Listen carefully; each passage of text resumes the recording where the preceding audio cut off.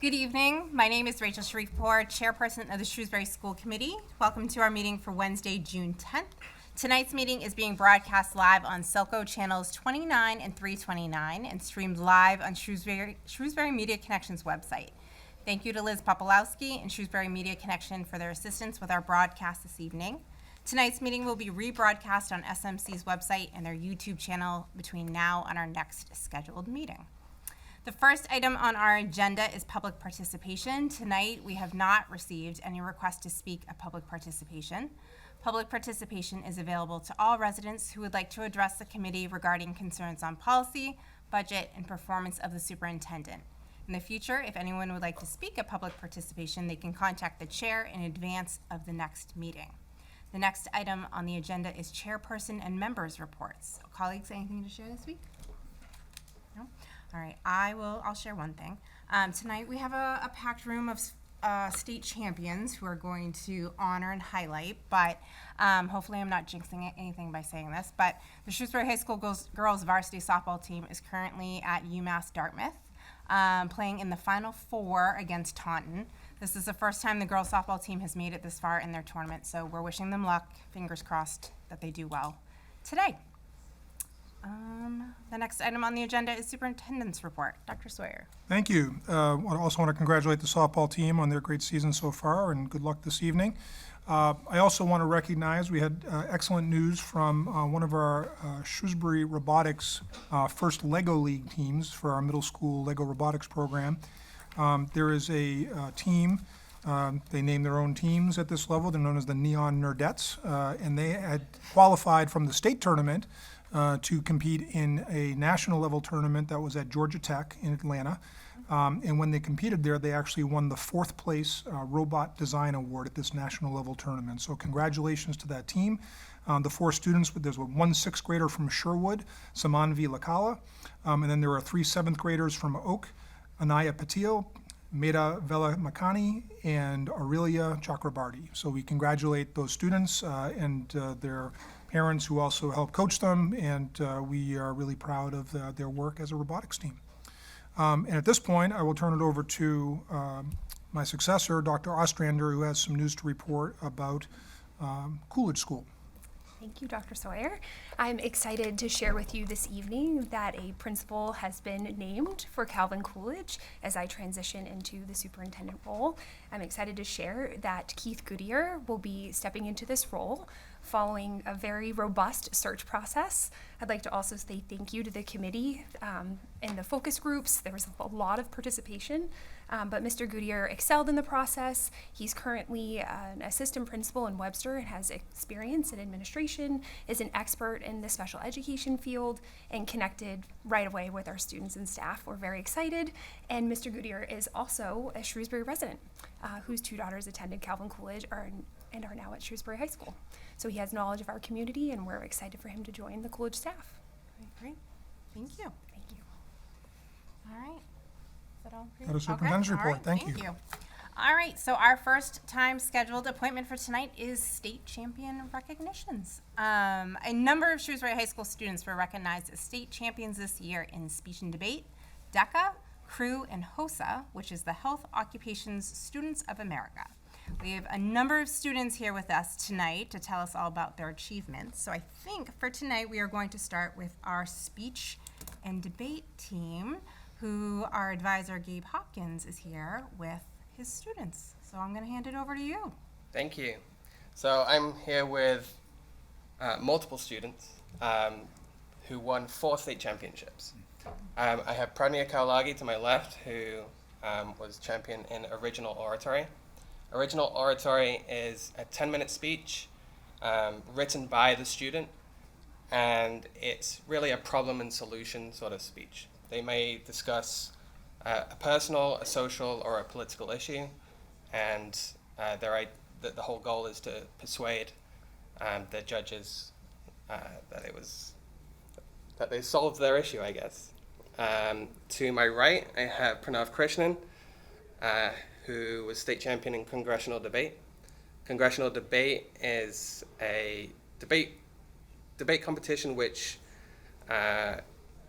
is based on the legislative process. So it used to be called Student Congress, and students themselves write bills and legislation and debate them with persuasive speeches and questions and answers. Pranav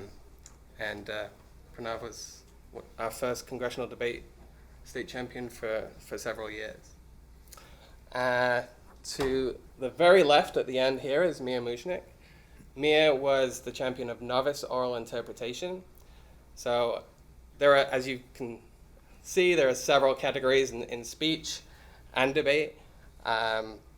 Mia was part of, I think you were in prose reading? Yes, prose. Initially. There are several reading events, and the novices that don't advance to the final rounds have a chance to enter the novice oral interpretation final, and Mia was champion in that one. And then I have with me Anshul Karthik, Mariah Kokar, Ryan Alam, and somewhere behind me, Akshar Janani, Trisha Madam Sethi, and am I forgetting anyone? Anvita Kaur is here as well. There was Heat Patel and Navya Hazarika couldn't make it tonight. They are part of our multiple, we call it the multiple. They are all seniors, and they worked by themselves outside of practice to do this multiple, as they used their time to coach really the novices and the junior varsity members of the team. And they were highly successful, obviously. Multiple reading is an interpretation of a play, a movie, a TV show, and they all act together. But I'll let them speak a little bit more to it. Yeah, so I think Gabe gave a good introduction. Multiple reading is a team category consisting of around 6 to a maximum of 8 members from your team, and you are interpreting and acting out a book or a movie or a play to your interpretation, but the only catch is you're not allowed to look at each other, make eye contact, you're not allowed to touch each other, and you have to meet the time limit of, I believe, 12 minutes and 30 seconds. So there's some constraints in that, but we had a lot of fun putting this together. So. Pranav, do you want to speak to how speech and debate maybe has impacted you? Yeah, sure. So I started speech and debate quite a while ago in 6th grade, and I think most people would probably start something like this by thanking their parents, but I actually want to apologize to my parents because I was quite bad at speech and debate, and they had to sit through me giving my speeches to them countless times. But eventually, I got better and I learned, and then I eventually made the switch from speech to debate in freshman year of my high school career, and then that's where I really picked things up. I found, I enjoyed argumentation, creating arguments, and structuring different speeches. I thought it was a great time. And throughout the years, I progressively got better and better. And by the time, I got to the state championship, the plaque that I won a month ago is like collecting dust in my room right now. But the skills that I've garnered throughout the years, I'm currently using right now. And I'm so indebted to speech and debate as an activity for giving me that skill set, but more importantly, giving me the community. The people who are sitting up here beside me and some of the people behind me are some friends who are lifelong friends that I don't know if I would have connected with in the same way if it wasn't for speech and debate. And speech and debate has a really powerful way of connecting you through growth and skills that I think anyone can attain. And because of that, it's so valuable for anyone, regardless of any age, to at least try some sort of speech debate at some point in their life to really bolster their advocacy and ability to speak on their heart and to speak for others. So I think that's why it was so beneficial for me. And I'm so privileged to my coach, Gabe right here, my parents, and all of my friends who made this possible. Pranav? Yeah, I can also speak a little bit about just how much speech has affected me. Like Pranav, I began my speech and debate journey in 6th grade, so it's been a long time. But coming into high school speech and debate, I definitely thought I was the world's greatest orator. But very, very quickly, with so much talent around me, I was proven very wrong. I had a long way to go. But I also discovered, more importantly, that speech and debate is not just about competing, winning, practicing.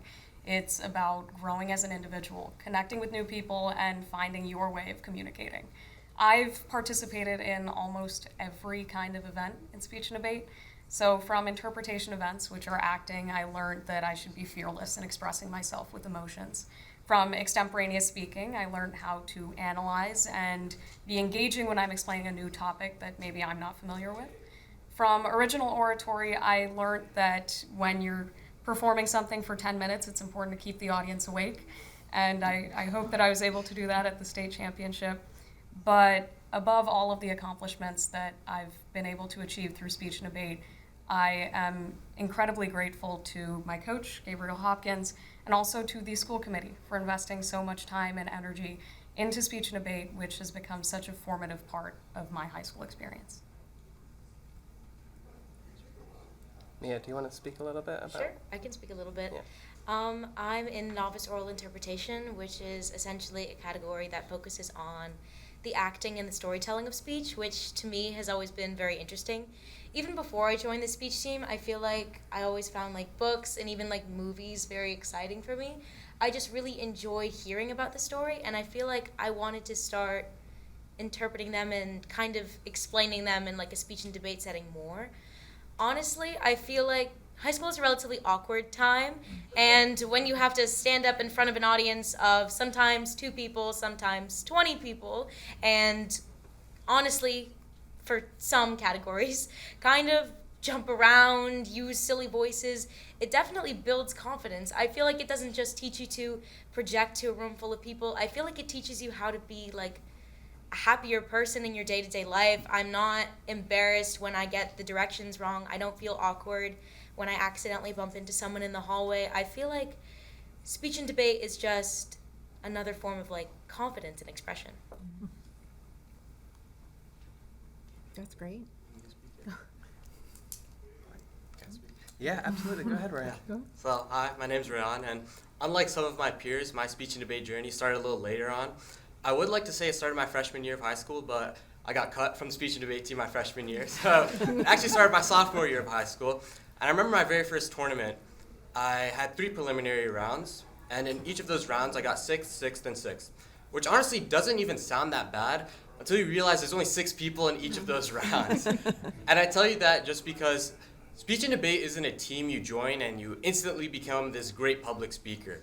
Honestly, it takes a lot of time, effort, and a lot of failure. But I think my favorite part of the speech and debate team was that your coaches, your captains, your teammates don't really care where you start. They still invest a lot of time and effort into you. I know Gabe has invested a whole lot of time and effort and dedication in this team.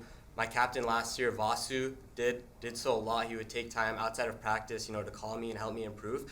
And slowly but surely, I definitely got better.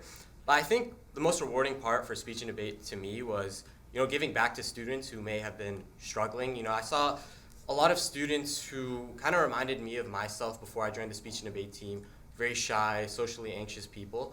I think seeing them improve over time, seeing them grow, finding more confidence in their voice was extremely rewarding. I know just the other day, the speech and debate team had their awards night where underclassmen wrote letters to their seniors. And I got to read letters from students who I've worked with over the years, and I saw their words where they said, they found more confidence in themselves. They found like speech and debate was a new family for them. And in that moment, I realized that every tournament I've ever attended, every practice I've ever gone to, every hour I've put into this activity was worth it. And the chocolate bar they gave me was also sweet, but I'd like to think that their kind words were just at least a little bit better than that chocolate bar. And for speech and debate, I'm extremely thankful for the community they fostered, for the lifelong friends it's given me, and the wonderful memories over the last 3 years. And for that, I'm eternally grateful to the speech and debate team. Thank you. Anybody else? No? Okay. Ollie, do you have anything to, yep, Mr. Wensky. Well, first off, congratulations. It's quite an accomplishment. I often think about how much time and effort you put into this as a co-curricular in addition to your academics. There's a lot of work that goes into it.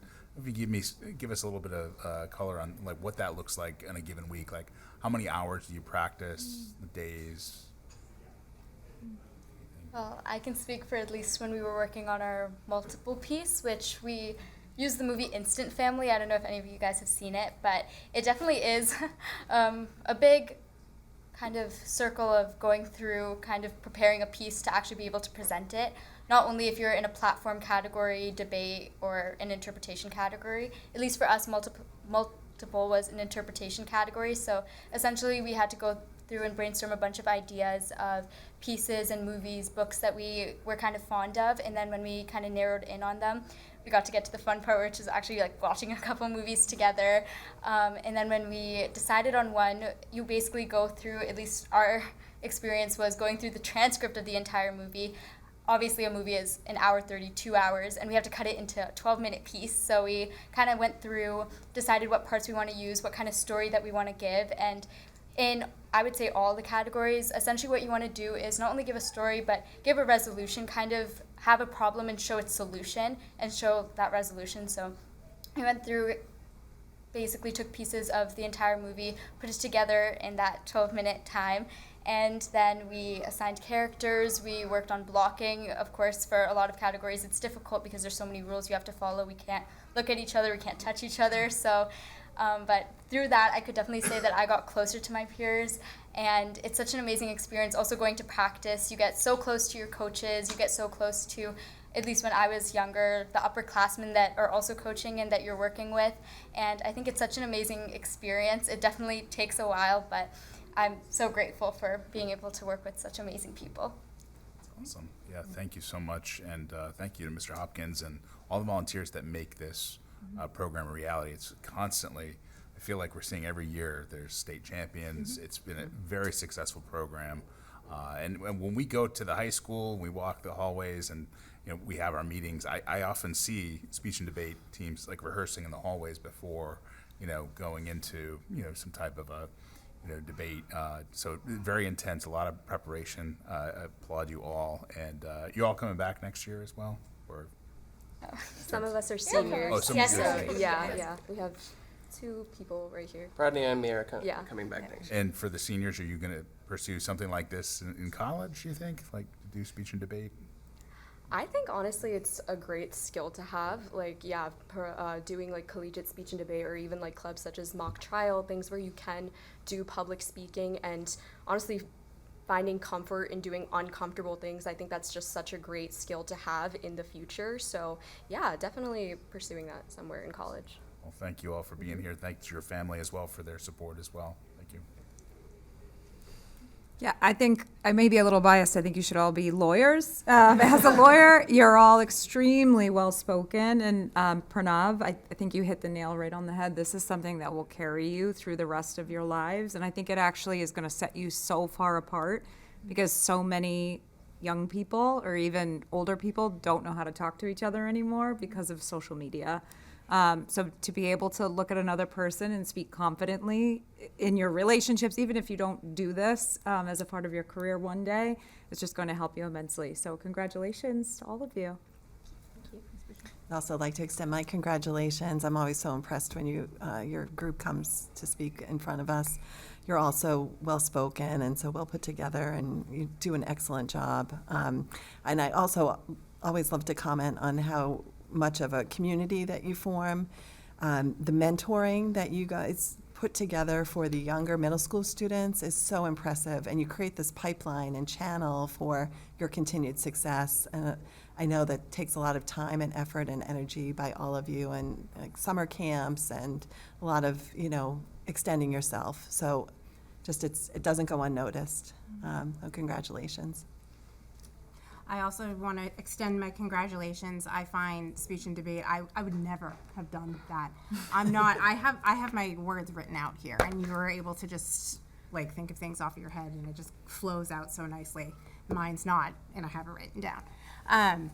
But I guess one of my questions, because a lot of you had said that you had started in 6th grade, which you're middle school, it's an awkward time, you have social situations. What made you make that choice to do speech and debate? Was there something, because I would think that if you were shy, if you're quiet, this would be a really nerve-wracking experience. It would definitely push you out of your comfort zone. So what made you decide to do speech and debate? Yeah, I guess for me, I was very shy. I struggled to talk to waiters at restaurants. So it was really bad. So my sister and parents were kind of sick of me being so shy. They're try out for the team. They would told me the audition is here. You have to prep it out now. You're getting on this team. You're going to improve these social skills whether you like it or not. But honestly, even though it wasn't a voluntary choice at first, I am so glad they told me to try out for the team. And although it didn't go my way my freshman year, like from sophomore year, junior year, senior year, I've made, I think, some of the best memories of my high school experience over the last 3 years. And yeah, it's been a very nice time. All right. Anybody else? I honestly think I remember telling Gabe this actually when I was like in some interview, I think, going out for speech captain, and I was telling him I joined speech and debate because it was honestly a bet. I remember talking to someone in 8th grade, and they knew me. I was very reserved, very shy, unwilling to put myself out there, and they were like, I don't really know if speech and debate is the best activity. So I was like, okay, you know what? Then I'm just gonna try out anyways. So I did it just out of that, and I found so much confidence in myself. It was more of a challenge to myself, to prove to myself, I can do this, I can do hard things, and I have no regrets. I think it's the best choice I've made in high school, definitely. Yeah, I can speak to that as well. I definitely went into speech and debate in 6th grade kicking and screaming. I can attest to that. My parents can as well. My older brother was in speech, so that was, my primary incentive to join. I was kind of unlike Anshul and Rayan. I was not very reserved. I was kind of a pain in the neck, always arguing, but never outside of my home. I was not quick to raise my hand and argue outside of my house. So speech and debate was, in the beginning, a hindrance for me and my parents as I complained loudly. But over the course of even that first year, I really found that there is no other place better in Shrewsbury to develop those skills and to eventually find yourself needing speech and debate to keep yourself accountable for building those skills. And moreover, I can agree with everybody when they said that there really is a community like no other, and it's something I wouldn't give up. I think I might be the only person who actually wasn't very quiet and reserved. I think my parents can attest I was a bit too talkative back in 5th grade. And when I heard about speech and debate from one of my friends who was in 6th grade when I was in 5th grade, there was nothing more than I wanted than to join. And the reason I wanted to join was so I could join debate. And I found out in 6th grade that debate is only a high school thing. But I'd already joined the team, so I'm like, might as well just do a speech for the next 3 years. So that's what I did. And like I said, I was very bad at it. But despite that, even though speech wasn't necessarily for me, and as soon as I got to high school, I took that exit ticket straight into debate, I learned a lot from speech. And this year, actually, I went back to a tournament and did a speech and interpretation category just for fun. Because regardless on if you're doing something to win a trophy or if you're doing something because you're good at it, if you do stuff that you're good at versus stuff that you're bad at, speech and debate, no matter what you do, you're going to find growth and you're going to find something that's going to make you a better person or a better speaker or even at the very least a better leader and a better teammate. So that's why I thought it was so valuable to stick with it.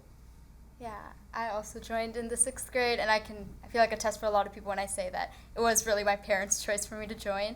But I'm so glad I did. I remember my first tournament, I had a note card. I forgot to bring them, so it wasn't even mine. And I had a note card in the middle of my round. I accidentally dropped it.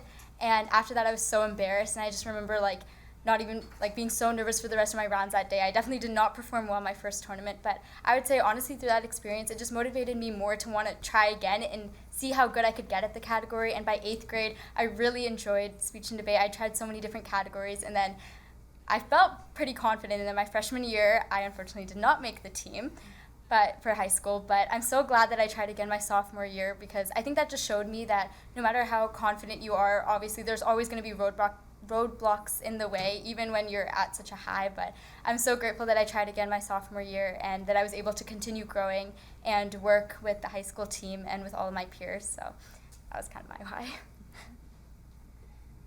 When I was in the 9th grade, I actually didn't even audition for the speech team. I didn't really think of it as something that I would be as excited to do as I am now.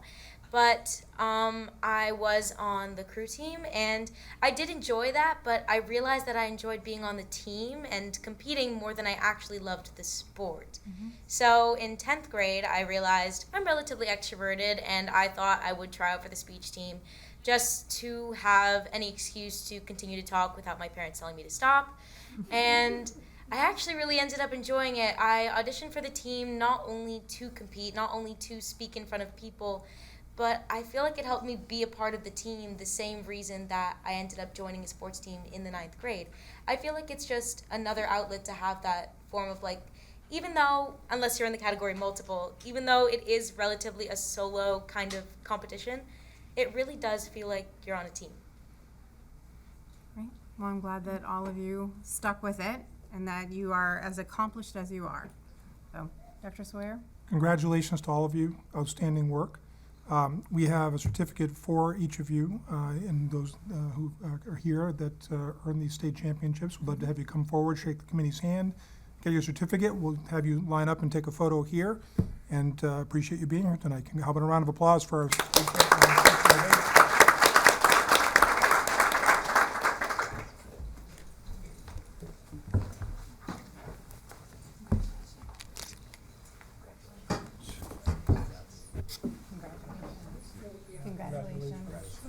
All right, we've got Anna. Congratulations, well done. Good work, congratulations. Thank you. All right, we've got our multiples here. Congratulations, well done. Congratulations. All right. Leah, congratulations. Congratulations. All right, if you guys can just move a little bit there, we'll get these folks through. Congratulations, well done. All right. Congratulations. Thank you so much. Thank you. Congratulations. Well done. Congratulations. All right, you want to take these for the other folks here Yeah, I too? will. Awesome. Thank you. All right, and so why don't you guys come on back over here in front of the committee and your parents want to take a picture of you. You can open those up and Hold them up. make sure they're right side up.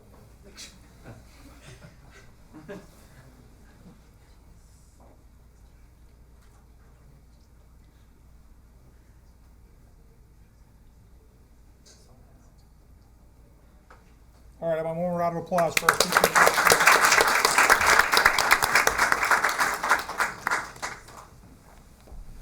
Let's have our DECA state champions come up, please.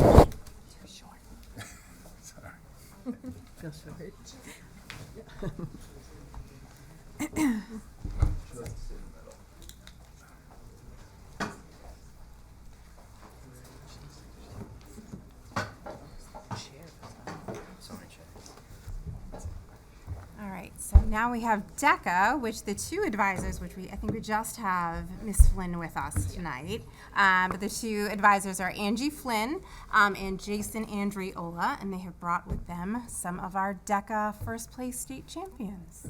Yes, thank you. So our DECA Business Club this year, 80 students competed at the state level DECA Career Development Conference in March. These 4 students earned first place.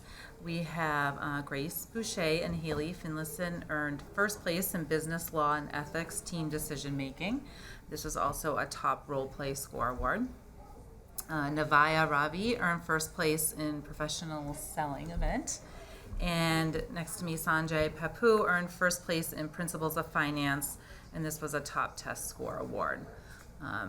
In addition to that, we had 6 students earn second place, 5 students earn third place, and so on and so forth. A total of 31 students earned an opportunity to compete at the international level in Atlanta in April. And these 4 students went to Atlanta, and they earned, they were a finalist in their category. So I'm going to turn it over to them, and they can talk a little bit about their experience, what they've learned from it. We'll go from there. We can start. Grace and I do a team event where we do business law and ethics. This is our second year that just ended doing DECA together. We'll say last year was our first year doing it, and at that point it was, I believe, the top 7 people at the state level were able to compete internationally. Last year it was in Orlando, Florida, which everyone wanted to go there. So Grace and I, having it been our first year, we ended up getting 9th place, so we did not make that top 7 requirement. However, we did end up getting bumped up. We were able to compete in Orlando. We had a lot of fun. Definitely was a lot of the reason that we continued to do it this year. That was definitely a challenge for us. something we had to overcome. I was definitely surprised when we got first place. I did not think that that was going to happen, kind of a big jump up from 9th there. But over the last 2 years, I know me personally, I started out not really as a great speaker at all. I remember my sophomore year being assigned an English presentation, had to do it by myself, definitely scary. I was practicing in front of my parents. I don't even think I made it through the whole presentation. Now I can definitely say that my public speaking skills have improved. Sitting here in front of you guys, a little nerve-wracking, but we've come a long way. It's definitely been a crazy experience for us. I would say for Grace and I, we played soccer together. She's a junior, I'm a senior, so that's how we kind of met. And I remember not even wanting to go to the informational meeting last year when I was a junior. I was like not really sure about it. It was something my friends had been doing. It was kind of new. It started my freshman year, DECA chapter in our school. And when I found that Grace was interested in doing it, we decided to go into it together. I'm really grateful for that, obviously. Don't think I would have been here today at all if Grace hadn't been interested. It kind of pushed me to go to that informational meeting. Mariah, who was just here earlier, did our first ever role play. We kind of practiced it in front of Mariah. She could tell you it was terrible, very, very bad. But she taught us a lot of things that we still used in our international competition in Atlanta. So I would say we've definitely come a long way. I'm really proud of us. I was definitely shocked getting first place, kind of standing up there, expecting not really to hear our name again, and then having it been that first place position. But I would say it's definitely been a great experience. Definitely because of Grace, definitely because of the people around me. It's such a great community. And do you want to add to that? I definitely agree. I think before doing DECA, I was definitely scared of speaking in front of an audience and kind of thinking on my feet and problem solving. And I think that working with Haley, I think we work very well together, and I think in the tight time requirement, we can come up with some good ideas and properly execute them, which I feel like before this I definitely could not have done. And also I think that DECA has given me some background on business, and I know going into high school I was kind of interested in majoring in some type of business in college, and I think that this club has definitely solidified this for me, and I think without this I may have been unsure of what I want to do in the future.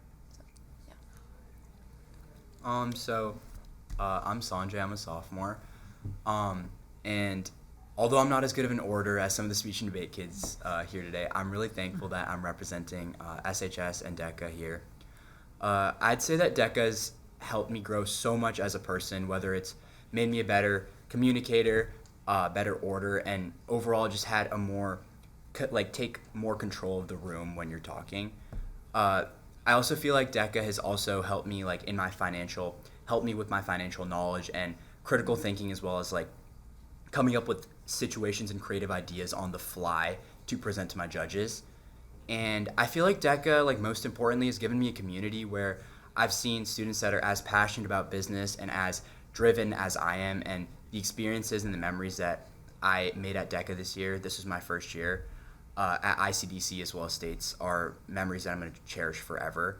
I remember at ICDC, aside from me being away from my parents for a whole 5 days, it was a really, really amazing experience. I remember I got to scooter around with my friends. It was a really, really fun experience, and I hope that next year I make even more memories. Yeah, so all of these people here, they do role plays, and I personally do a written event.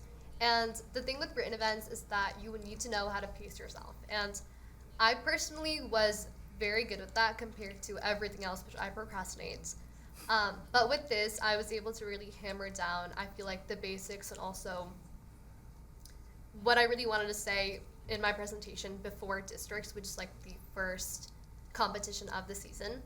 And I truly think that being able to have a solid foundation with learning all of the different marketing content, which is what my category kind of centers around, is really important to succeed in your category. I think with DECA, yes, it is definitely very knowledge-based. With the test, you want to ensure that you're knowing the concepts, and also really some of the more niche things that not a lot of people know. But I think at the same time, it's to know emotional intelligence and also knowing how to communicate with your judge, because at the end of the day, it's confidence, and it's how you're able to present yourself. And I think that's what all of us and pretty much every single DECA member has learned to do. And I think that's definitely a skill that you need to know in the future and when you want to succeed in life, definitely. I'm truly grateful that DECA has given me means to be able to develop that skill. I've definitely not always been a very confident public speaker or even private speaker, but I truly think that it's a good opportunity, and I would honestly recommend it to anyone who wants to, anyone, not only if they're reserved or shy or even they love to talk, because at the end of the day, it's like you're doing something that's improving yourself, not only as a student or competitor, but also as a person. I would say, sorry, kind of add on to what Navia said there about, I'm not sure if you're familiar with the structure of DECA, how she does kind of a written event, and Sanjay, Grace, and I do role plays. Kind of that ability to think on your feet, like Sanjay and Grace were saying, how you kind of have to, those like skills that you're developing are sort of unrelated to business, as well as obviously there are many business components. There's that test, you really got to study for that test, you got to know your business stuff. But like going into it, I had zero background knowledge in business. I'm not I'm not going to be a business major next year. I'll be studying biochemistry. So definitely very, very different there, but kind of taking home the things that DECA has brought to me, those public speaking skills, those interpersonal skills, and kind of what Navi was going on, those emotional skills. I feel like a big part of competing is really kind of reading your judge and really being able to interact with your judge in a way that, you know, boost your score a little bit, making them laugh a little bit here and there. And I feel like aside from like those business skills, that obviously will take you very far. I feel like even further than that, and in all aspects of life, these speaking skills, these interpersonal skills are really, really valuable. Holly?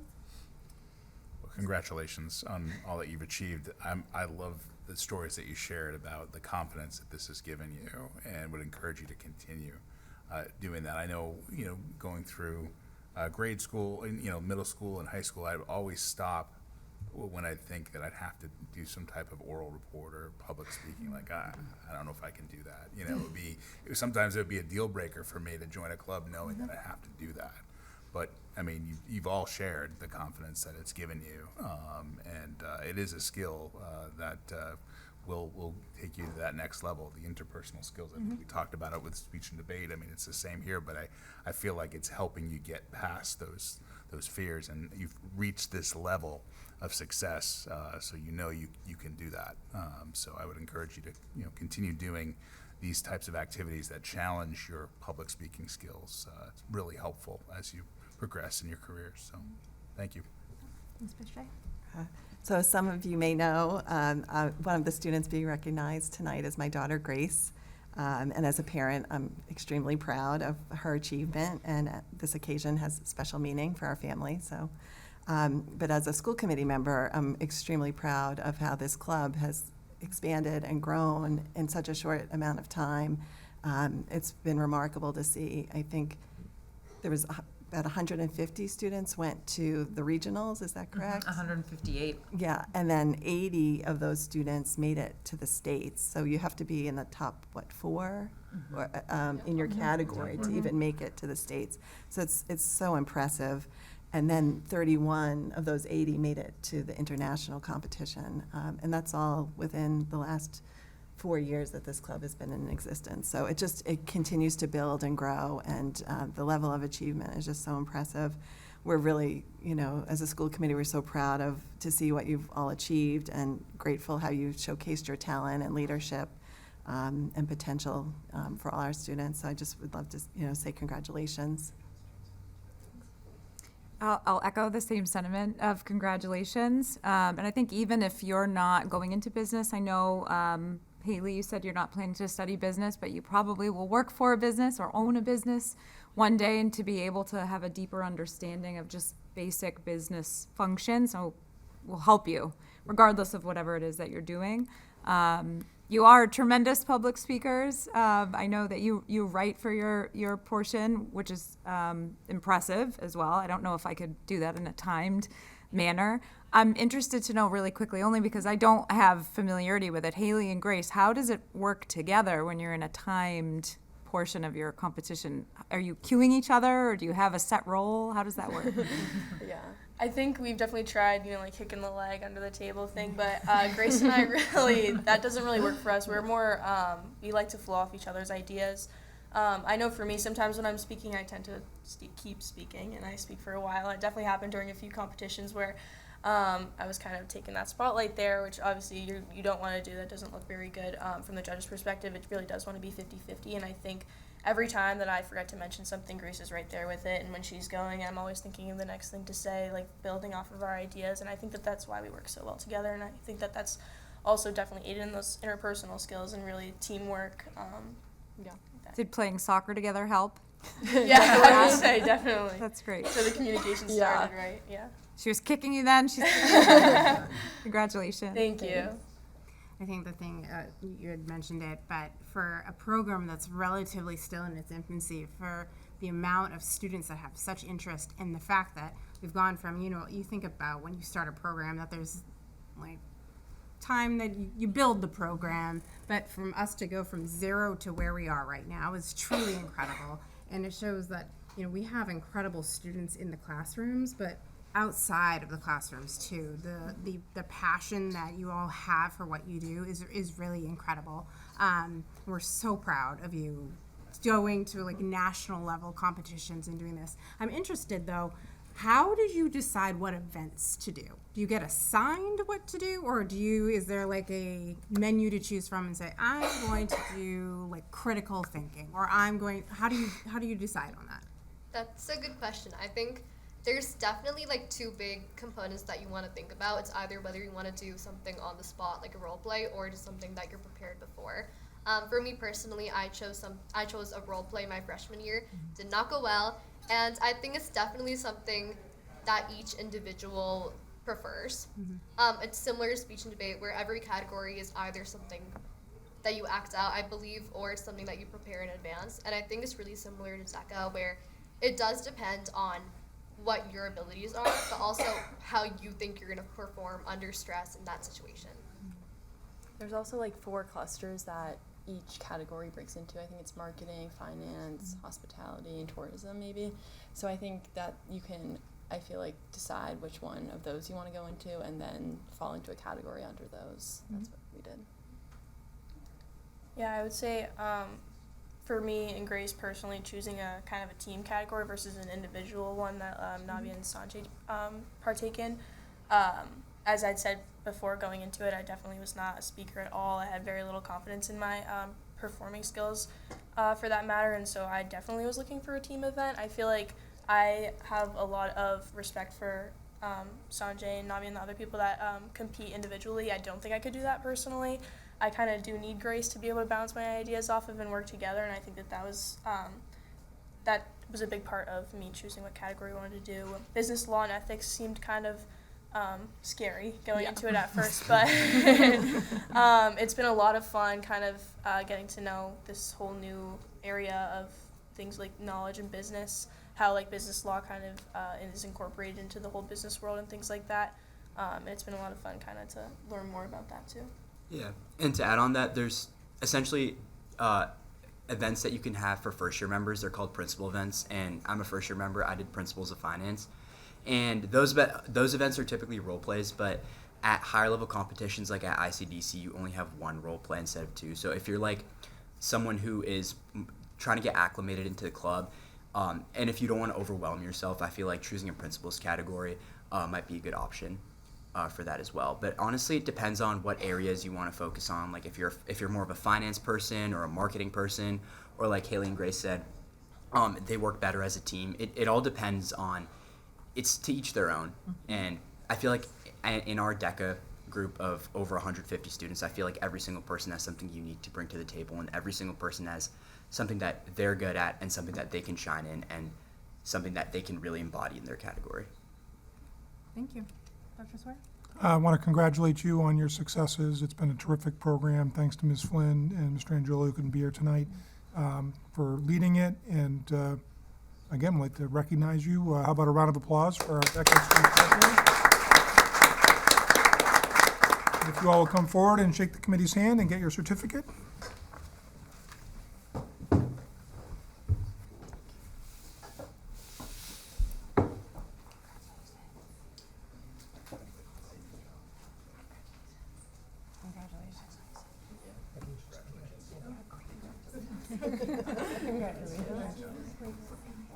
Congratulations. Well done. Josie says congrats, by the way. Congratulations, Haley. Congratulations. Well done. Very good. Thanks, Andrew. Congratulations. All right, let's do that photo op.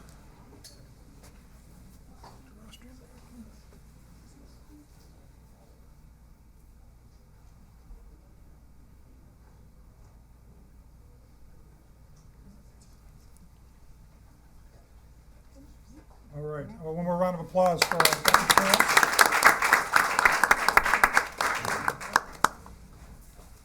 Let's bring our HOSA champions forward, please.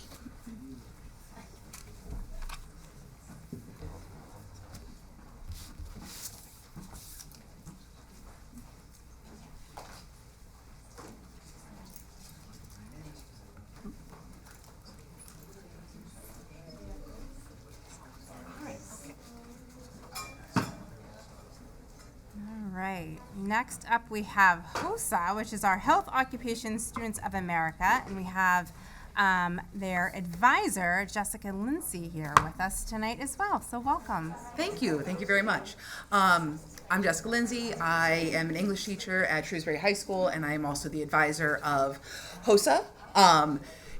This club is a little bit different, very different than speech and debate and DECA. So I'm going to first ask my students to introduce themselves and to say the category that they championed in. So I want to start here at this end.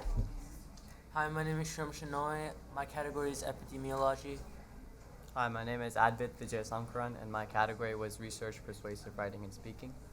Hello, my name is Prajita Prasad, and mine was CPR and first aid, and it was a team event for like both of us. Hi, I'm Ananya, and I also had CPR and first aid, and I was with my partner. So as you notice from what they said their categories were, they're all related to different health occupations. Hence the name HOSA, Health Occupations Students of America. And this club is really designed for students to explore fields of different health sciences that they might have interest in, especially if they plan to pursue them, post-secondary. All of the categories and events in HOSA are prepared. So unlike DECA and speech, where students are going and presenting either brand new off-the-cuff information or something they've prepared, these events are either something they test and submit their results after studying for prepared test, or they might prepare a speech and film the speech and have that submitted for judging, or they might even create a project or a broadcast or film themselves performing CPR and explaining the steps of it and have that submitted for judging.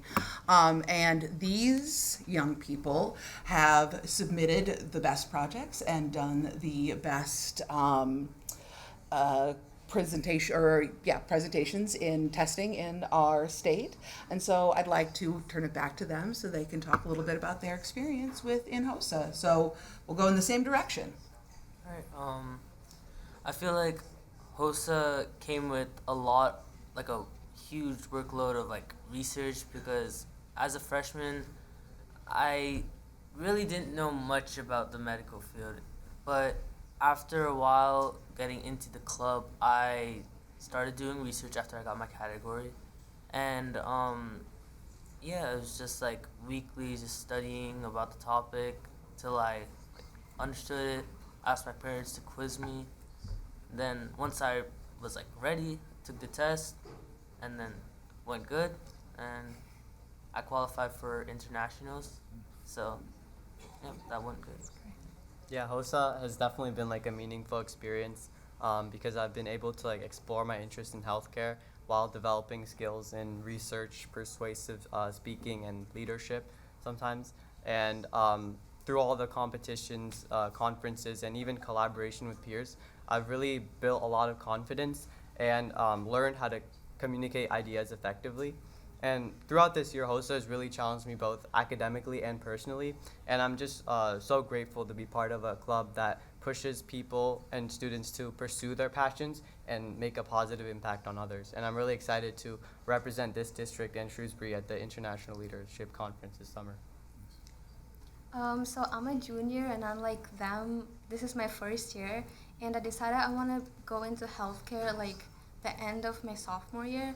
So like both of us want to go into healthcare, so we decided it would be a great opportunity to like try HOSA, and we like joined together. I would not have joined if she didn't have joined. So we chose first aid and CPR because of our health teacher, because we used to like do a lot of stuff about that in our health class, and I feel like that kind of inspired me. And for our events, we had to do a testing with like 60 multiple choice, and we also had to like make a script of us performing choking and CPR at the same time in the same screen.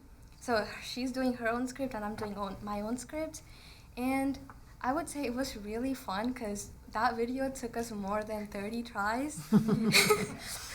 But we did get it done, and we had a lot of our friends help us with it, and I would want to thank my health teacher so much because she gave us all the resources we need and the infant mannequins because we were just walking around with that in school the day before.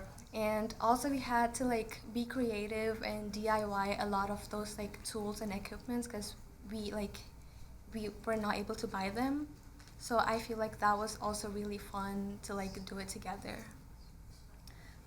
Yes, it was also my first year in HOSA, and when I took my test in like the media center at our school, I had absolutely no expectations that we would even like get good grades. Like I was like, oh, I just took a test, whatever.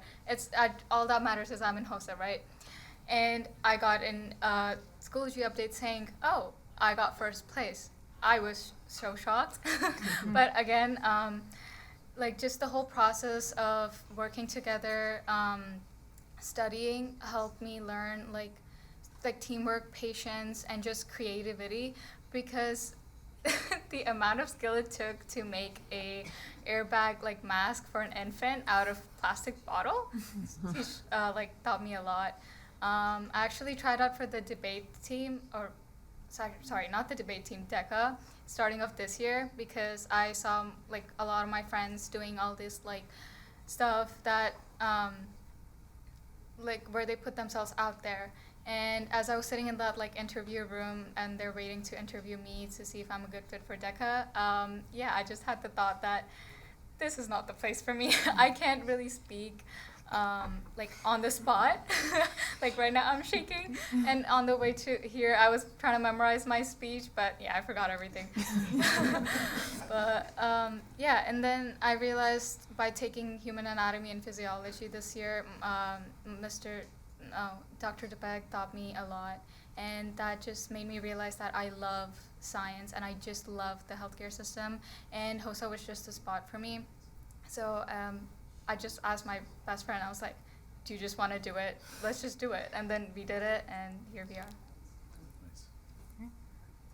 Alex, anything? I'd just like to congratulate you all. I think it's wonderful that you're able to pursue this club to kind of see maybe if this is something that you want to pursue after graduation, look into different aspects of healthcare, and I think it's wonderful that you're all taking the advantage of this opportunity. So congratulations. Yeah, I'd also like to congratulate you all. I like that you convinced each other to join. I think this is the second club that we've seen that in the last two presentations, that one convinced the other to join. I think it's great. Thank you to Ms. Lindsay as well for all the work that you do. Just remind me how long HOSA has been around? This is my third year as advisor, and I believe it was in existence for 2 years prior to that. I think we began around the same time as DECA, maybe a year or two after. So we are a relatively new club as well. That's great. No, it's great. It's another career and technical education angle to take, and I'm glad you all had the opportunity to do that. Sounds like it reinforce your passion for this field. So thank you very much, and congratulations. I'll echo my colleagues' sentiments of congratulations, and nothing like some good peer pressure to do something fun. And don't sell yourself short. You're doing great with your public speaking for sure. But I would agree. I mean, this is really hands-on education. So if this is something that you're going to study, you're going to be far above the rest when you go to college and beyond. So congratulations. I also want to say congratulations. I think it's incredible how many different kinds of groups that we have up at the high school. If speech and debate is not your thing, if DECA is not your thing, we have HOSA, we have athletics. There's just so many different opportunities. So I think this is incredible. I think these are great skills to have. I mean, I'm in the healthcare world too, not as a healthcare professional, but these are great skills to, sort of start to build off of, to figure out if you even want to do something like that. And you may find that you go into this with one idea and then you're like, actually, there's something else that I like, and you can kind of go from there. But these are great skills to have. I think you're doing great public speaking. So, but really, congratulations. This is really interesting material that you all have. Although, quickly, before I hand it over to Dr. Sawyer, how much time do you spend on HOSA outside of the classroom? Because it seems like there's a lot of research and education part of it. So this is extra homework. This is extra classwork for you. Our topic was CPR and first aid, so it wasn't like the hardest thing to study for. So I would say we took like around a month to like prepare for like our written test. The video recording in itself, it took us the whole day. We took so many tries. We had to make sure we had enough volunteers to record our video and just like be the person choking or something like that. So that took like a day, and like the preparation for that, like maybe like around half a week or like a week. But again, thank you so much to Mrs. Moran, our health teacher, for giving us like books so that we could study, and like the mannequins so that we could, because we're not gonna perform CPR on a real child. That's crazy. But yeah, I like when the only reason, well, one of the reasons why I wanted to join HOSA was when I took anatomy this year. I just noticed that I can sit down and study like science for hours and hours, even though I don't have a test like the next day, and I'm not doing the rest of my homework. I'm just studying science.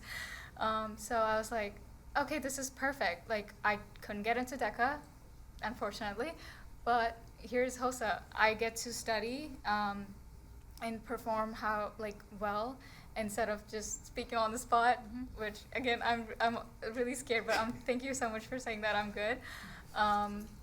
But yeah, for us it was relatively shorter time compared to like other categories which are much harder. Similar to what she said, I like really love studying science, and for both of us, we got a book from Miss Moran, so I was just binge studying that book for like a month. I was so invested in it. I was just like studying it all the time, even when I'm eating. And the script kind of took us way longer. It was like more than like 2 weeks, because we had to like make sure all the information's in there and then it's correct. So we had to like check all the information, redo the script multiple times, because we're like performing like the thing at the same time. So we had to make sure like we're not overlapping each other and those kind of stuff.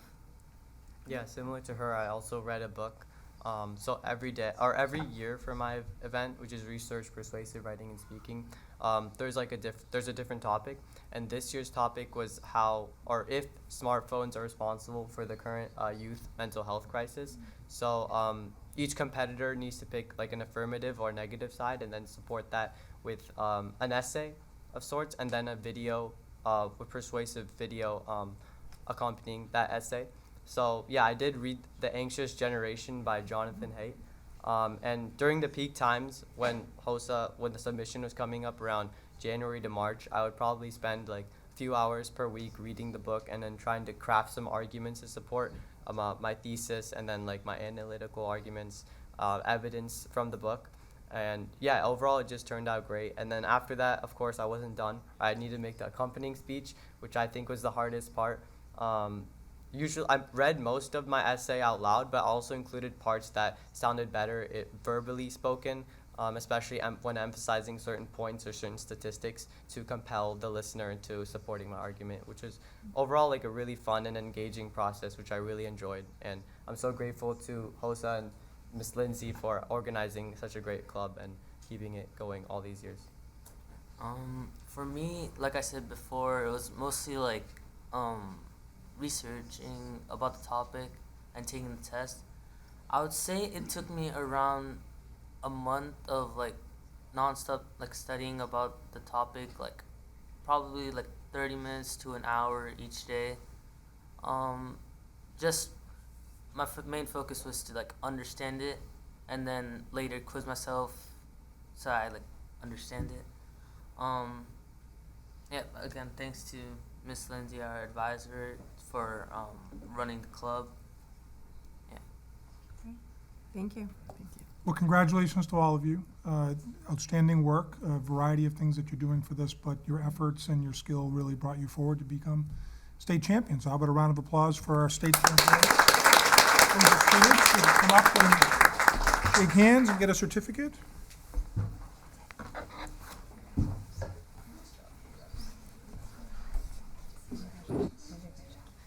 Outstanding work, congratulations.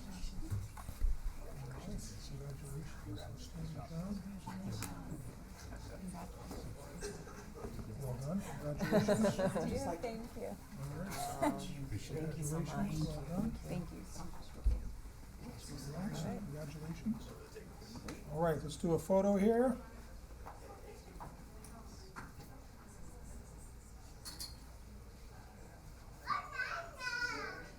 And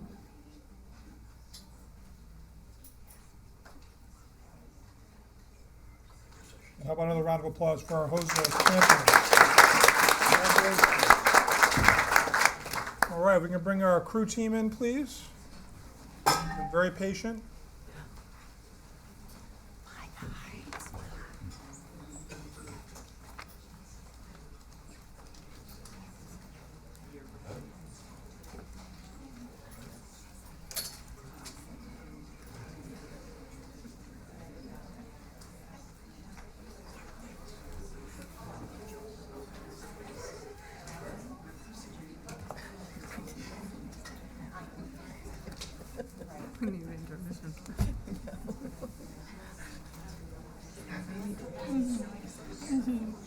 I think our athletes are going to probably need to stand all on the sides, maybe.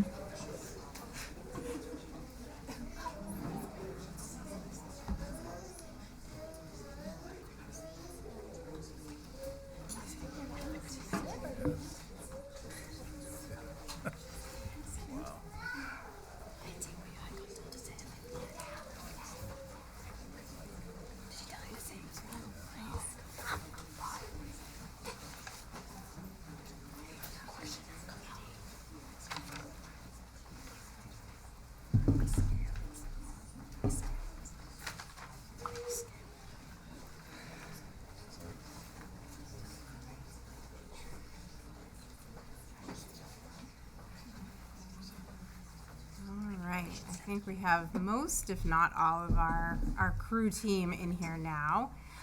So next up is our crew team, and we have with us here tonight Mitch McManus, who is our varsity girls head coach, and he has brought with him a plethora of his athletes. So I'm going to turn it over to you. Thank you, Rachel. Firstly, Dr. Sawyer and school committee, thank you so much for giving us the opportunity to be honoured in this fashion. It's a formal end to what's been a terrific season. We're very fortunate to be celebrating 5 state championship titles here. 4 state championships and 1 regional championship title. The beginning. This is my 9th season coaching at Shrewsbury, and it's certainly, particularly as far as the girls program goes, has been one of the most successful. We first got an inkling of just how quick the girls are going to be at the second week of racing. We raced our novice girls. We only had 2 boats. We have a varsity 8 and a novice girls 8, and some sculling boats. The novice girls 8, we decided to give some race practice, just because the novice races won't start for a couple of weeks.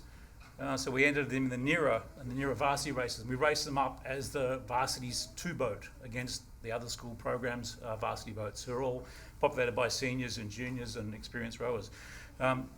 most of the novice girls boat was comprised of girls who've been rowing for novice is categorized as the first 12 months of your rowing career in high school. And I can speak from personal experience that 4 of 5 of the girls in that boat first learned to row in the spring prior in middle school. So they hadn't had a lot of experience at all. But they jumped in and took it and ran with it. So after the second week of racing, I got a call from the race committee of NERA. Apparently there were a lot of schools who were quite upset that we were being accused of racing our Varsity 1 boat in the Varsity 2 races. And they thought that's not really fair, you're kind of stacking the races. And my reply was, if they're upset about being beaten by what they think is the Varsity 1 boat, they're going to be very upset when they hear it's the novice girls boat that's getting some race practice. And that set the tone for the rest of the season. The novice girls 8 went through the season completely undefeated in all novice 8 competition. The novice girls 4 went down to Princeton and won the regional championship. This is the first, certainly in my time, that I know of for Shrewsbury. And we also, Aiko and Ali, backed up their state championship title in the double scull in fall with another state championship in the spring. So they just kept coming.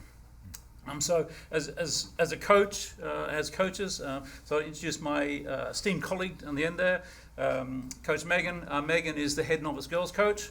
Megan started coaching this time in spring of last year, and has a phenomenal success with all the boats she's handled.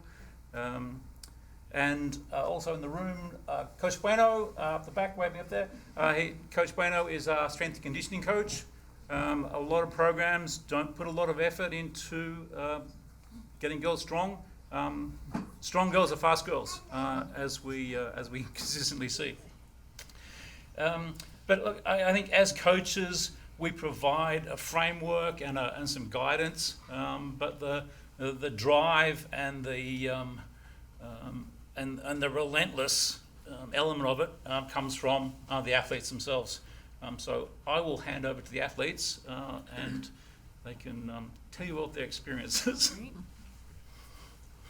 Let's start with the Davija. So Davija was the coxswain of the Novice Girls 4 who won the regional championships, and she was also the coxswain of the Novice Girls 8 and spent a lot of time in what became the Varsity 1 boat, because the Novice Girls, we merged them with a couple of varsities and they raced as the Varsity 1 boat because they were just so quick, and they ended up coming second in the Quinsigamon Cup to Brookline, who went on to win the state championship. And that boat had 5 Novice Girls athletes in it. So the future is very bright for girls rowing at Shrewsbury in the next few years. Hand over to Davija.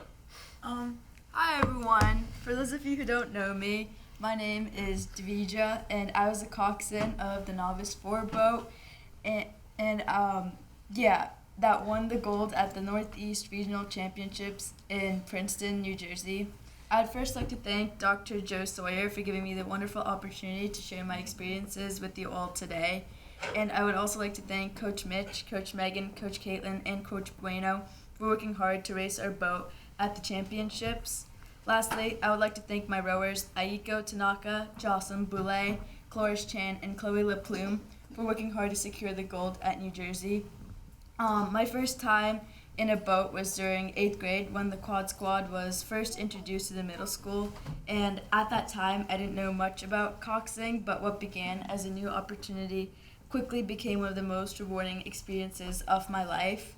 And what started as a way to find my place in the boat quickly turned into a journey of leadership, teamwork, and personal growth. My time with the team has shown me that success comes from hard work, sacrifices, and learning from our setbacks. Racing at New Jersey was a very unique experience for my team and I, and because we first faced defeat in our first race with the U17 boat, which was very hard to accept at first, especially with all the hard work and preparation we had done behind the scenes. 2 weeks before the race, we had consistent morning and evening practices on and off the water, and However, we quickly learned from our mistakes and used that race as motivation to push harder and secure the gold at New Jersey again, but as a novice 4 boat. Without the help from our wonderful coaches, this would have been impossible.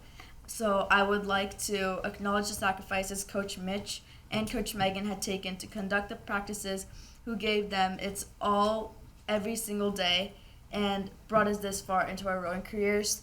I'm so excited to see our team will continue to grow as individuals and athletes, making progress every single day. Thank you.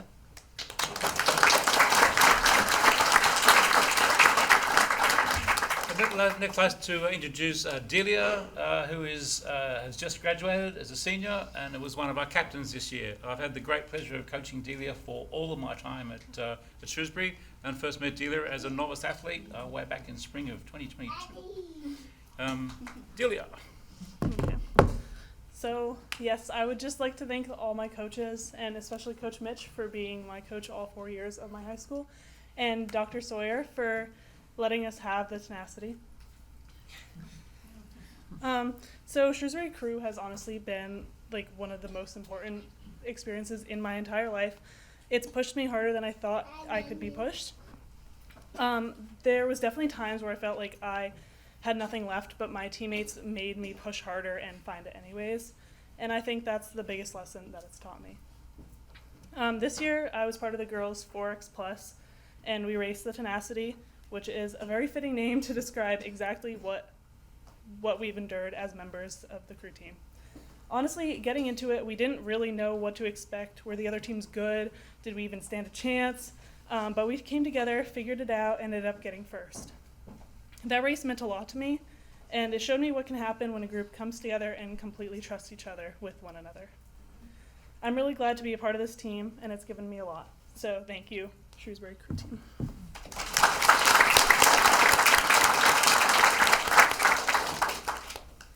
Next up, I'd like to introduce you to Jocelyn Boulay, who was a member of both the Novice Girls 4 and the Novice Girls 8 and the Varsity Girls Quad. So what, three state championship titles. Jocelyn. Being a part of Shrewsbury Crew has brought me a community I'm incredibly grateful for, especially the novice team. Last November, the Novice 8 won their state championship title, with the exception of a new rower in Coxon, that same exact boat defended the title last month in Lowell. While taking on public schools, this 8 has raced against clubs that recruit athletes from a much larger pool. And to have a program like this reach the same caliber as many of those programs, I, as well as the rest of the novice girls, can say we are incredibly thankful for an opportunity like this.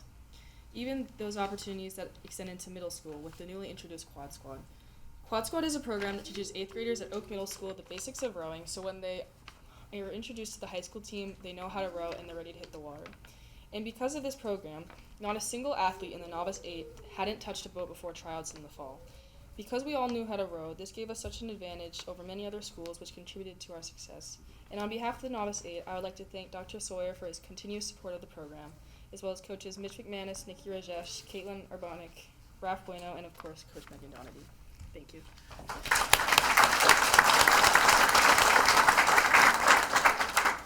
Next up, I'd like to introduce you to Aiko Tanaka.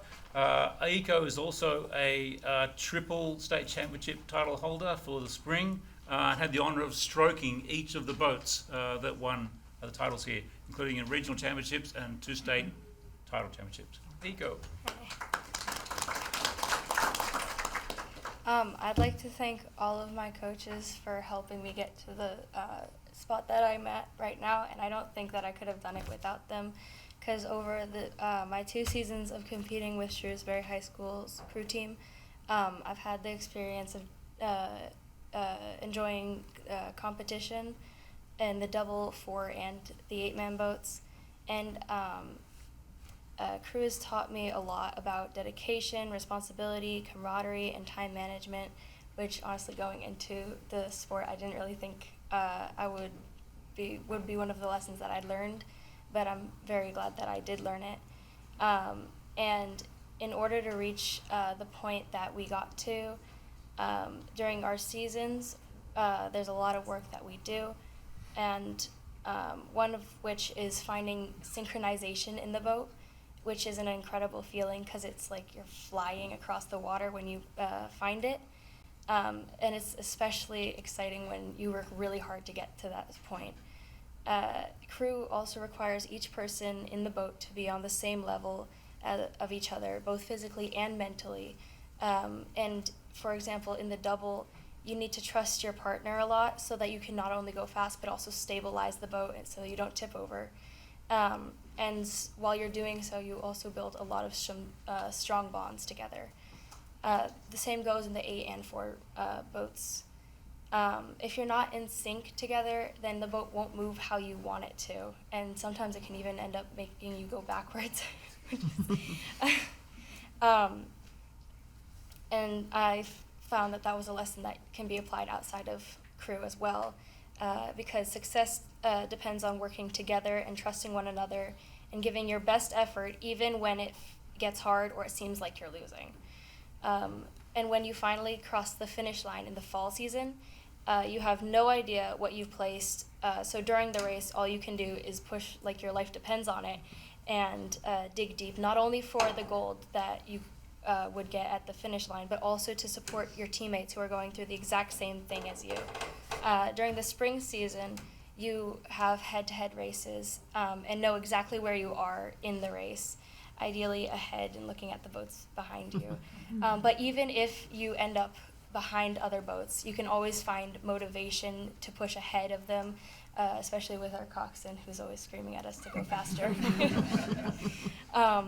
At regionals, the U17 boat did hit some bumps in the road on Saturday, but we took that experience and used it to fuel our competitive flames and earned a gold medal on Sunday. We refused to let the small bump in the road mess with our overall journey and made sure to have something to take home with us at the end of it. I am so proud to be a part of the SHS crew team and its amazing community where we are always supporting each other, challenging each other, and pushing each other to strive for excellence.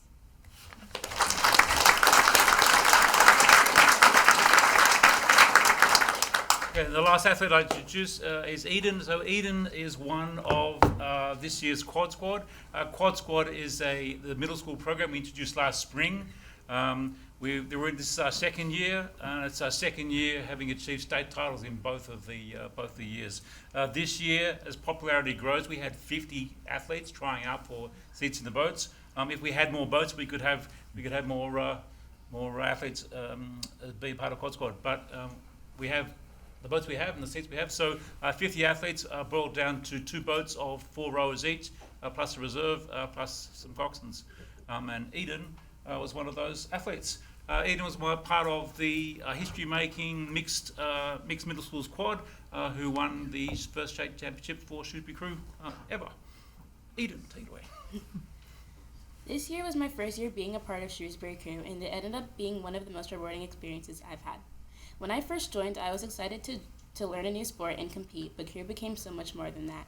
Through crew, I learned the value of teamwork and what it means to have people who always have your back. Every practice has taught me that success doesn't come from one person, it comes from everyone working together and trusting each other. I built strong friendships and bonds with my teammates, and those relationships made the hard work worth it. And overall, the Quad Squad shared some very fun experiences that will definitely last a lifetime, like the front row to Maduka's, the last we shared, and even when we capsized in freezing cold water. Coupled with that, racing gave me the opportunity to really push myself and be there for people just like they were there for me. Even though our boat was nervous for our first time racing, we learned and grew together as a team. Crew helped me become more confident, responsible, and committed, and I'm grateful for everything it has taught me and the people I've shared it with. And lastly, on behalf of the whole Quad Squad, we would like to say thank you to all Shrewsbury crew members and Dr. Joe Sawyer for supporting us and making us feel welcome, because we really thrive in the positive environment you guys set for us.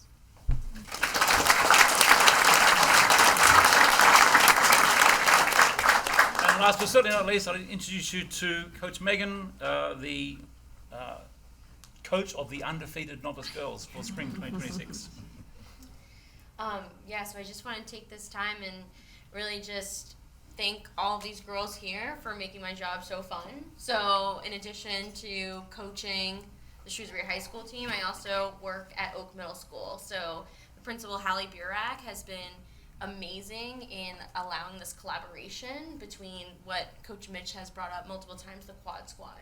So her, support for it allows me to go into 8th grade classrooms and really try and recruit some new students who might not have a place yet, find that team.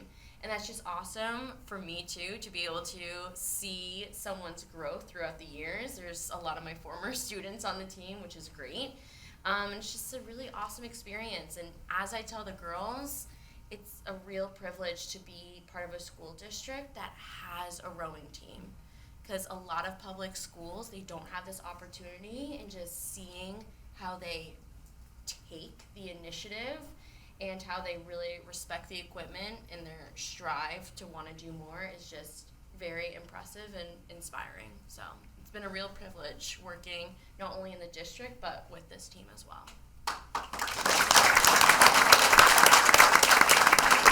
And finally, as Eden noted in her comments, this is only a small representatives of the crew. This time I'd like to have all the Shrewsbury crew members who are state championship winners, please stand up.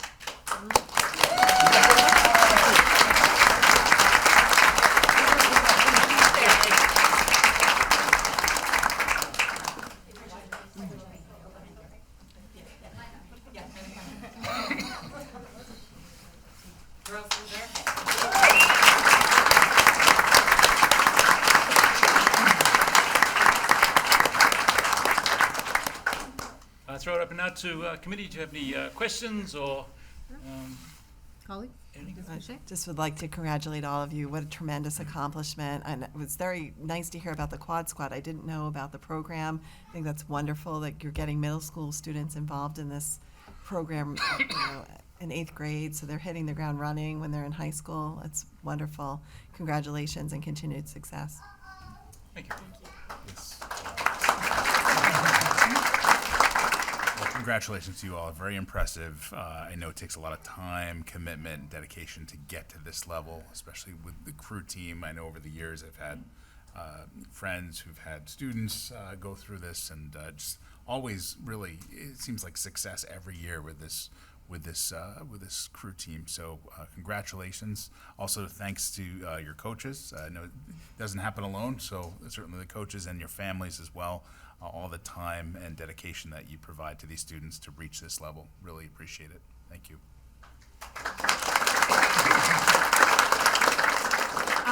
Congratulations to all of you. You do two things I wouldn't want to do, be cold and wet. So I give you a lot of credit. I did have the honor of playing, not crew obviously, but sports through high school and college, and the bonds that you share with your teammates, not only the accomplishments, but the memories that you have will carry with you. I can promise you that. So congratulations. I too want to congratulate you. I know very little about crew. I think it's amazing. I see the crew boats go by and I'm like, wow, that is just like incredible. We love strong girls. And this, you're working as a team. You're finding out a lot about yourself. You're finding out a lot about yourselves as like friends and teammates.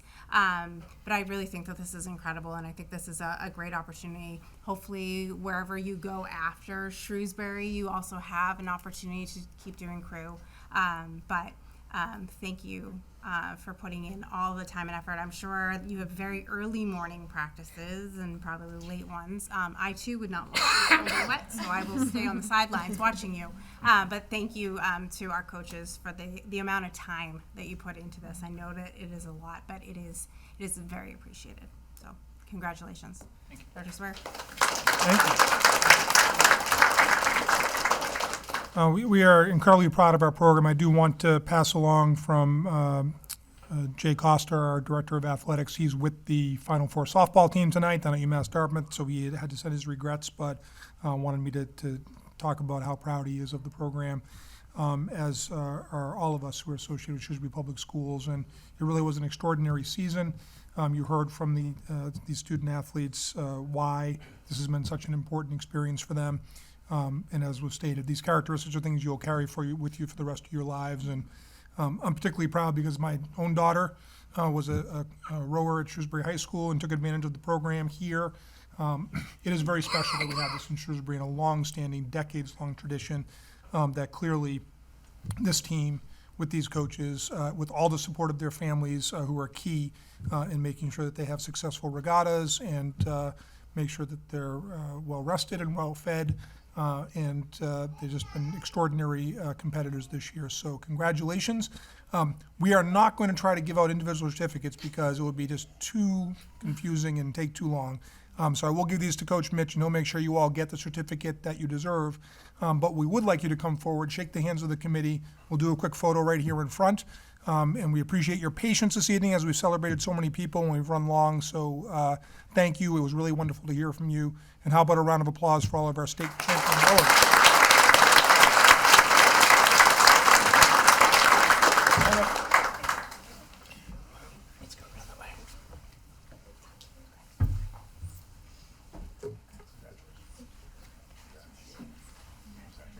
Great job.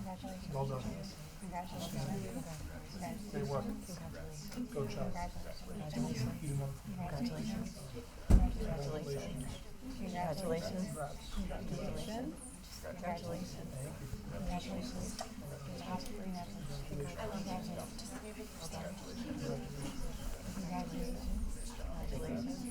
Congratulations. Thank you, Coach. Thank you. Thank you very much. Congratulations. Thank you. Tyson, if you'd ever come out. Yes, we would definitely. On the lake. As long as I'm dry and warm, it's fine. I'm just going to hand these to you, Coach. And so, folks, why don't you come on up and just stand right in front of the desk here. We'll do a quick group photo, and then you can be on your way.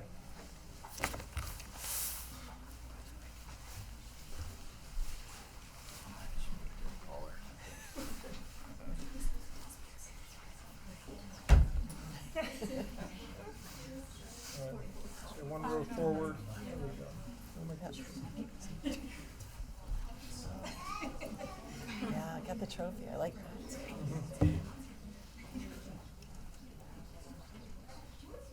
All right. Yeah.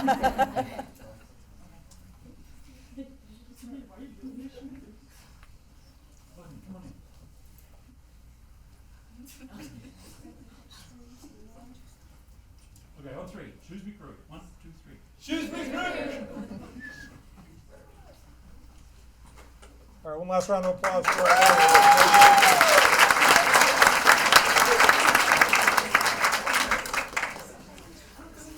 Okay, let's get the stage right.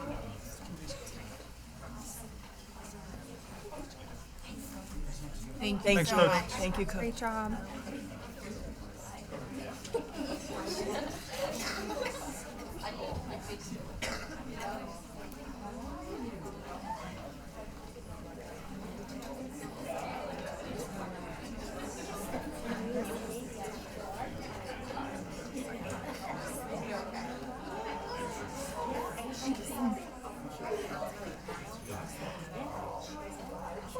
Okay. Our next time scheduled item on our agenda is staff recognition of our retirees for 2026.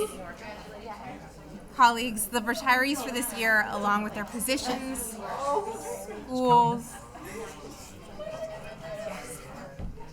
schools, and years of service to Shrewsbury are enclosed in our packets.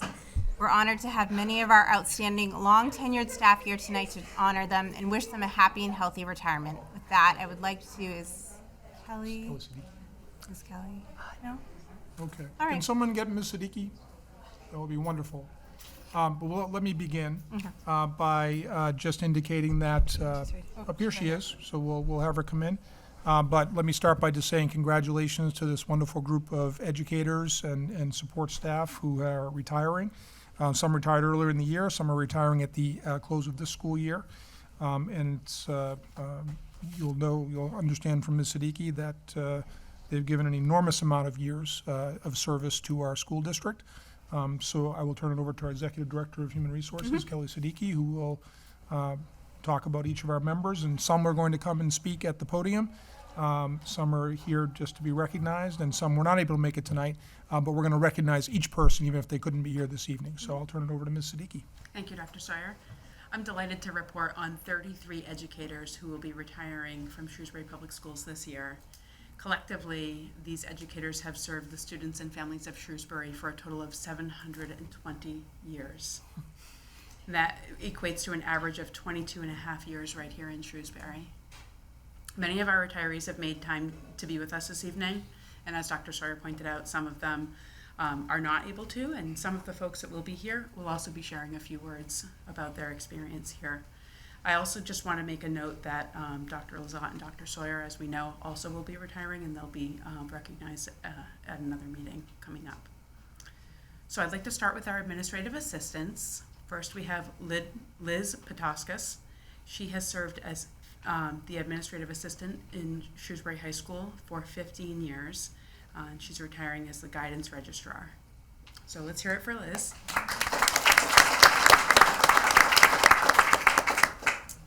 Moving into our para-educators, we have Deborah Martell, who has served 30 years as an educator here in Shrewsbury, mostly as a grade 2 teacher.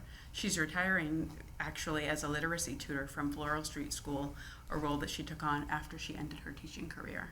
So let's hear it for Deb. Next is Linda LaPesha, who has served 14 years as a literacy tutor at the Walter J. Patton Elementary School. And that's a role that she also took on after her teaching career, retiring as a literacy tutor, and we're very thankful for her time here. So let's hear it for her. And Genevieve Steer, I believe, is with us this evening. Genevieve has served Shrewsbury Public Schools for 10 years, and another 25 years she's been a public educator. So we would like to thank her for her time. She's retiring as a job coach at the RISE program.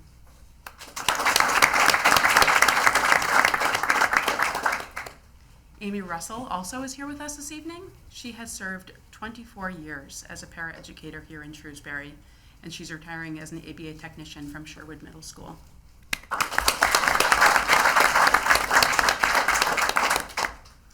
Lisa Gaudette has served 13 years as a paraeducator in Shrewsbury. She retired as a special education instructional assistant from Sherwood Middle School.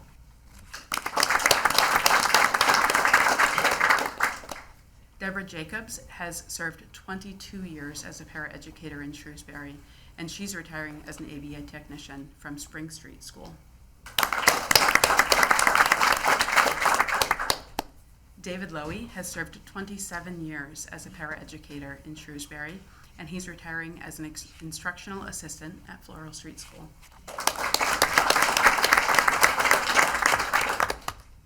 Deb Troyo has served 25 years as a paraeducator in Shrewsbury, and she retired as a therapeutic support paraeducator from Oak Middle School.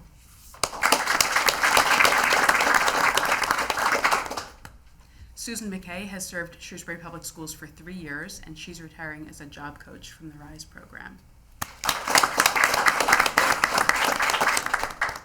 Moving into our teachers and professional staff, we have Betsy Caforio, who has spent her entire 32-year career as an educator here in Shrewsbury.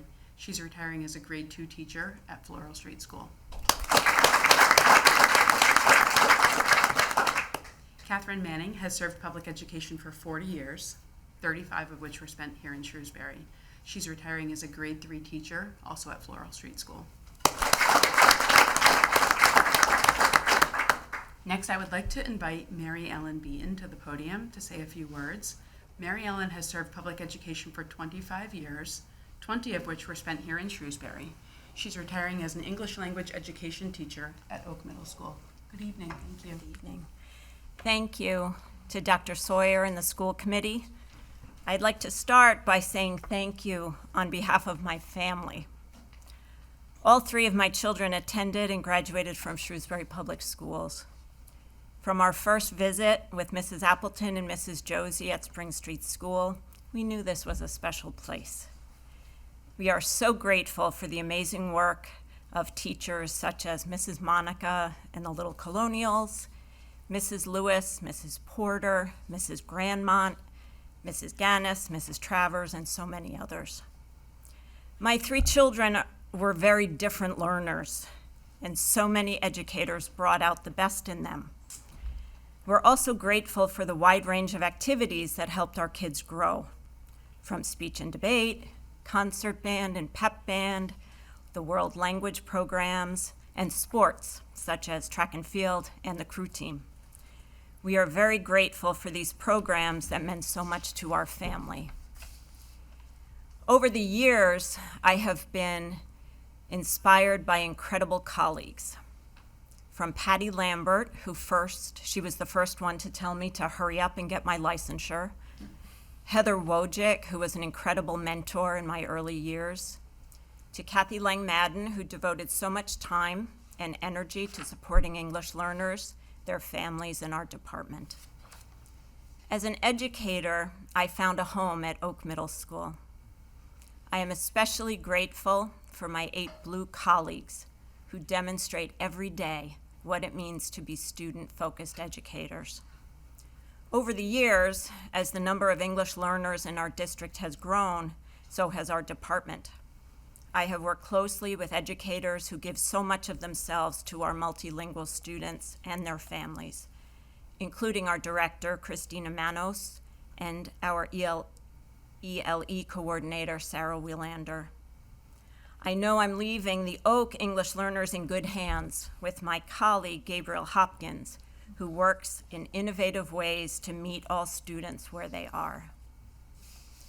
I would also like to recognize my wonderful colleagues at the high school who take the hands of my 8th graders and guide them through the next 4 years.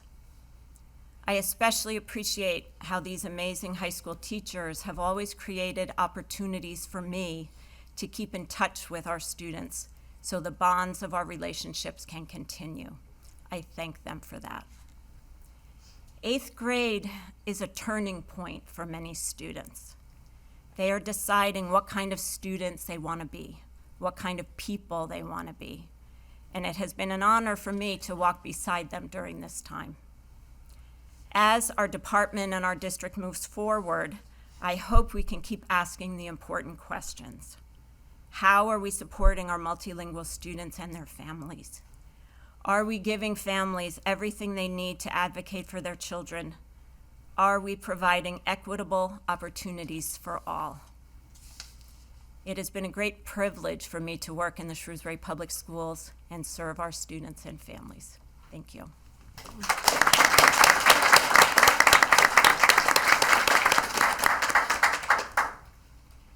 Thank you, Mary Ellen. Next, we have Donna McGrath, who has served public education for 23 years, 22 of which were here in Shrewsbury. And Donna is retiring as a grade 8 social studies teacher at Oak Middle School.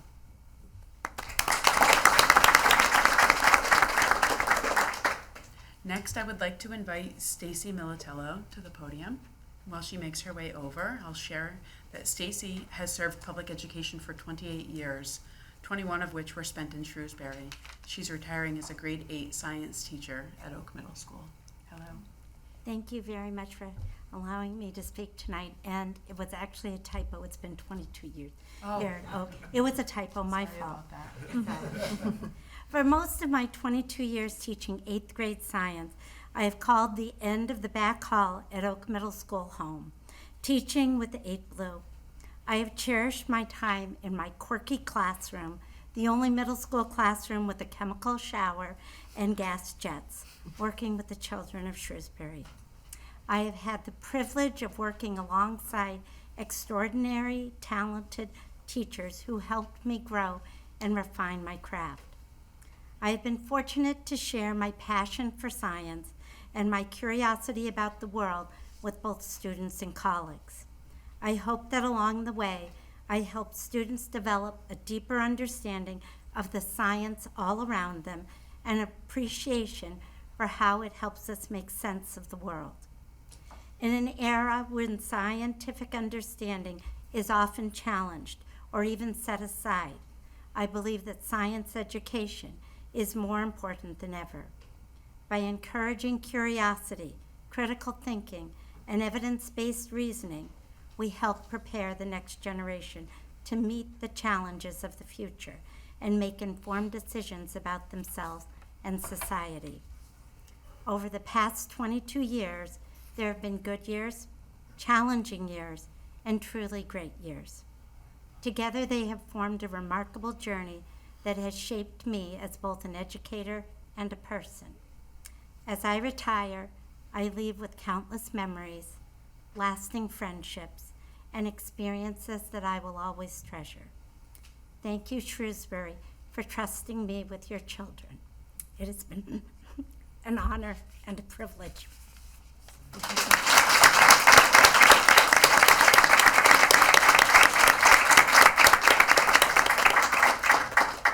Thank you, Stacy. Next, I'd like to recognize Joan Carlson, who has served public education for 25 years, 21 of which were spent in Shrewsbury at the Walter J. Patton Elementary School. She's retiring as a grade 2 teacher.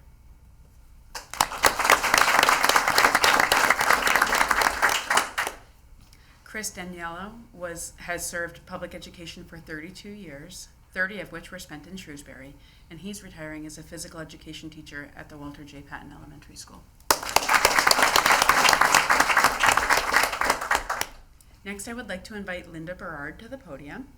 And as Linda makes her way up, I'll share with you that Linda has been a nurse for 40 years. For 17 years, Linda has worked as a school nurse, with 12 of those years here in Shrewsbury. Linda's retiring as a school nurse at the Sherwood Middle School. Hi, Linda. Thank you all for taking another minute on a long night, I know. One of my retirement goals is to do some things that scare me, so here I am. I'm throwing back right at what I throw to the students. Just do your best, go try and let me know how it turns out. So here I am. I've been a nurse for 40 years. My two favorite jobs have been a home care nurse and a school nurse because I got to know the people I work with and sometimes their families. I started in St. Mary's and worked there for 5 years, and I used to rotate which nurses I called to spread out my annoying questions just to run things by them. When a job opened up in Shrewsbury Public, I applied right away to hope to join their ranks because they are truly one of the most dedicated, loving, and supportive group of nurses I've ever worked with. Truly, I love all of them. The Sherwood community has become my, I'm looking at John, my home away from home. And I don't get out of my hole very often, but people always were there when I needed help. Through the long hours of COVID, day and night, when I felt so much responsibility to the kids and to their families, I realized what a privilege it was, an honor to serve the kids and the families, because I felt so much responsibility. And truly it has been a privilege and an honor to work in Shrewsbury Public Schools. I appreciate that I could take care of the town that I live in, the kids that my kids grew up with, and now the second generation. Working in Shrewsbury truly has been a blessing and a gift in my life and has brought a richness that I did not know I was going to receive when I started. So thank you all to everybody in Shrewsbury. Thank you. Thank you.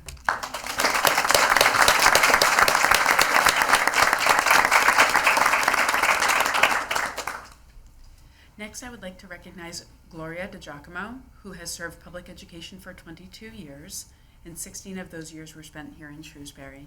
Gloria is retiring as a grade 6 math and science teacher at Sherwood Middle School.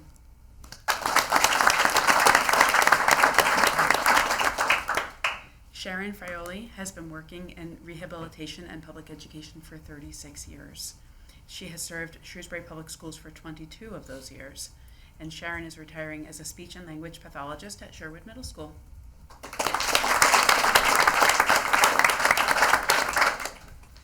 Lisa Herder has served Shrewsbury Public Schools for 26 years. She's retiring as a special education teacher at Sherwood Middle School.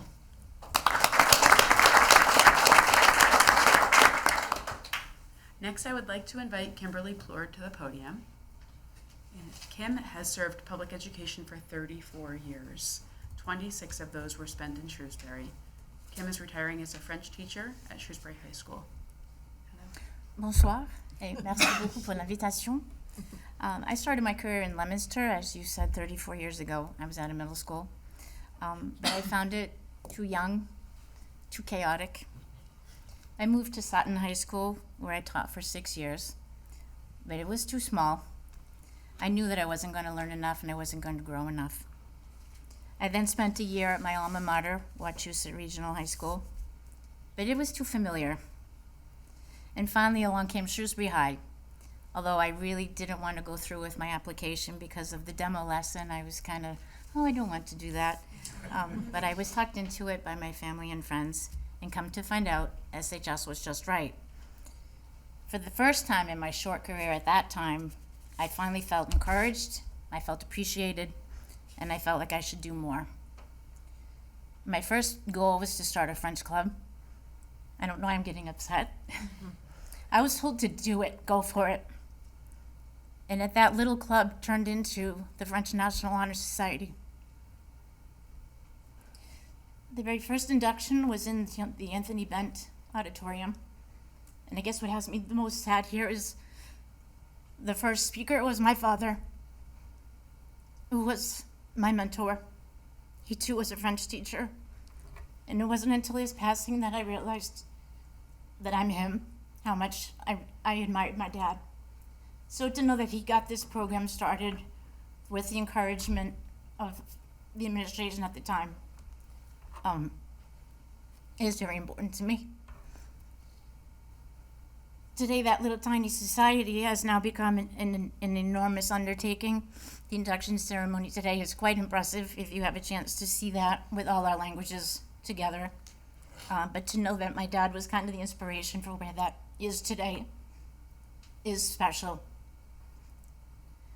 I had spent a lot of time in my early years preparing to be an AP teacher, but nowhere wanted me to teach it just yet. So once I landed here at SHS, I couldn't wait to start teaching AP, and I was told again do it. I've had a very successful 24-year run with teaching AP French, and today the program is alive and well, and I'm passing it off to very sound hands. Next on my to-do list was to take students abroad. Traveling was the next thing that I really wanted to see them do. All the work that we do in the classroom, what's the point if you don't use it? And so I had to come to the school committee meeting and pose my itinerary and get the permission, and that too was met with a do it. I did 16 years. Every 2 years I took at least 20 students plus or minus to Paris, where they would do it was 3 days of tourism, but it was 5 days as a homestay. And that was the most important piece, where they were living with French people, making friends, using the language. The transformation in the students was astounding after just 5 days. It's nice to know that even today, I have students that are still in contact with their host families. They're still friends. And many of even my personal friends today are former students who are now 40-some odd years old, but we stay in touch. And it's kind of amazing to think that our students were able to make lifelong friendships and tremendous personal growth and just unforgettable memories, and it only took 1 week. But thank you to the school committee for allowing all of that to happen. As I look back on my career, I know that I was fortunate enough to find the district that was just right. I found the classroom that was just right. And I found the students that were just right. I thank you for this opportunity. And I know that Goldilocks agrees. Thank you.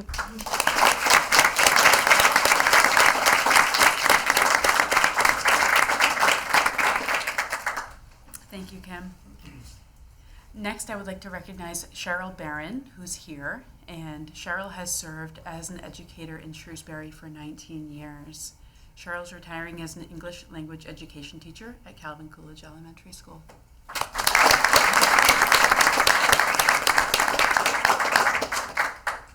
Leslie Barnap is with us this evening as well.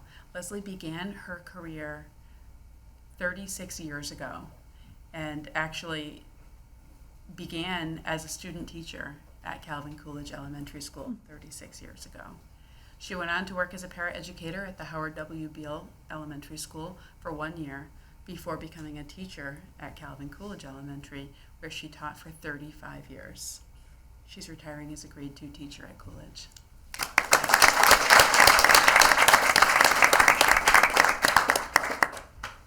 Shayla Parnell has served Shrewsbury Public Schools for 14 years.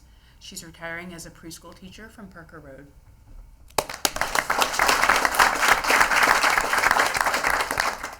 Angela Angela Simone has served Shrewsbury Public Schools for 31 years. She retired as a food service cafeteria aide at Sherwood Middle School.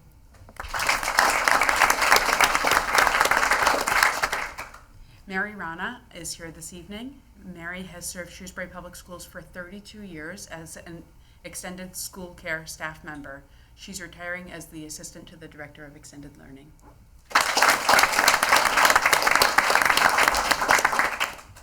Joanne Tonelli is also with us this evening. Joanne has served as an extended school care staff member in Shrewsbury for 27 years. She's retiring as a site leader for the extended school care program at Floral Street School.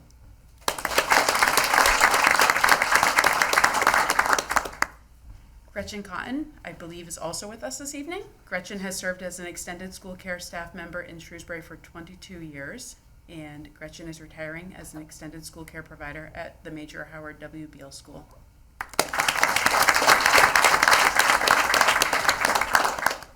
Susan Kelly is also with us this evening and has served as an extended school care staff member in Shrewsbury for 14 years.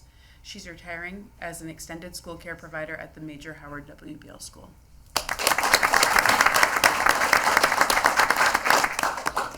Gretchen Thibodeau has served as an educator in Shrewsbury for 19 years. She's retiring as an extended school care provider at the Major Howard W. Beale School. And moving into district-wide staff, Beth Nichols has served Shrewsbury Public Schools for 26 years. She's retiring as the district food service director.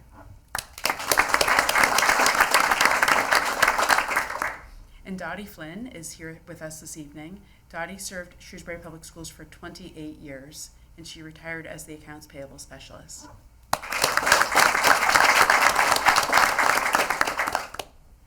Those are all of the retirees that we'll be honoring this evening. I would like to welcome you all that are here with us this evening to come up and shake hands with the... Well, let's hold on a minute. We'll let the school committee make a few comments Oh, okay. first, and then we'll do that at the close. But Thank you. Yeah. Alex, Ms. Boucher? I just would like to extend my sincere congratulations.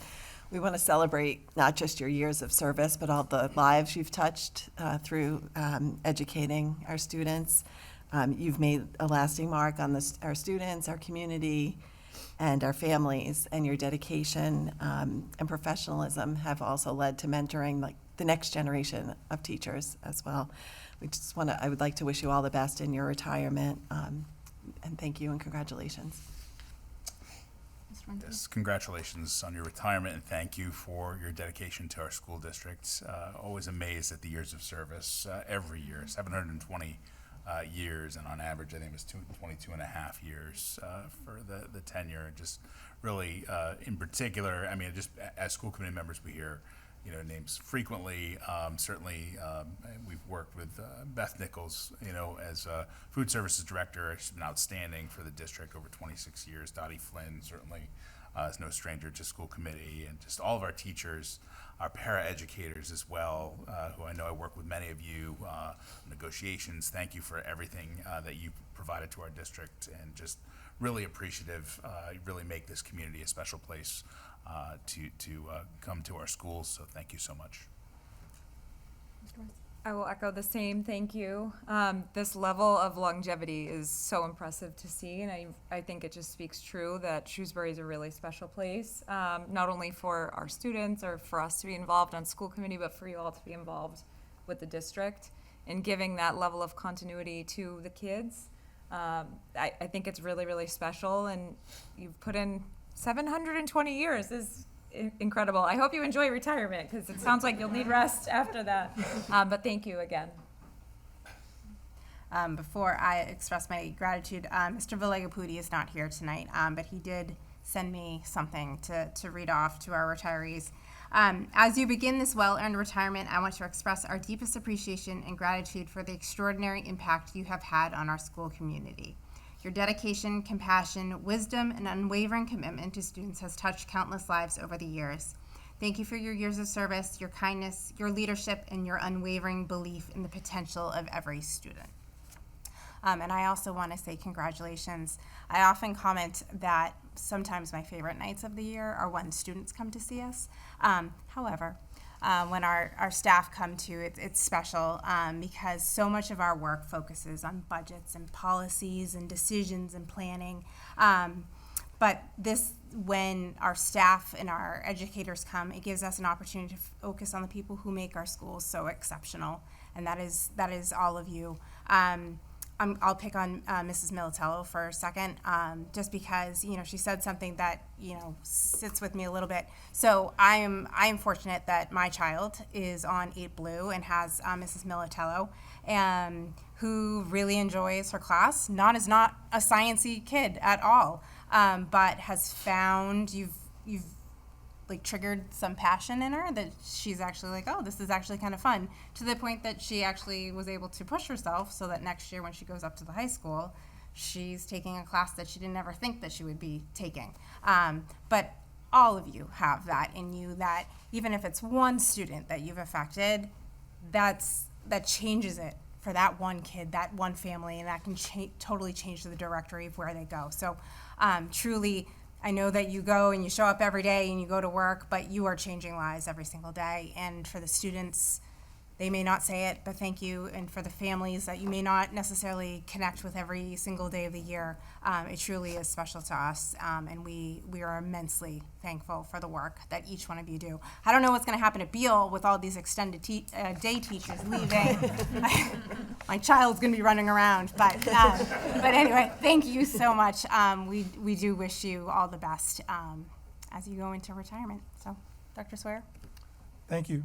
I'll let Dr. Ostrander start, and then I'll have a couple things to say. Sure. I just wanted to extend my congratulations to all of you as well, and just really thank you for the extraordinary impact you've had on our students. Over 700 years of service within all of you is just amazing, and the tireless effort that goes on behind the scenes to make it look effortless during the day is just extraordinary.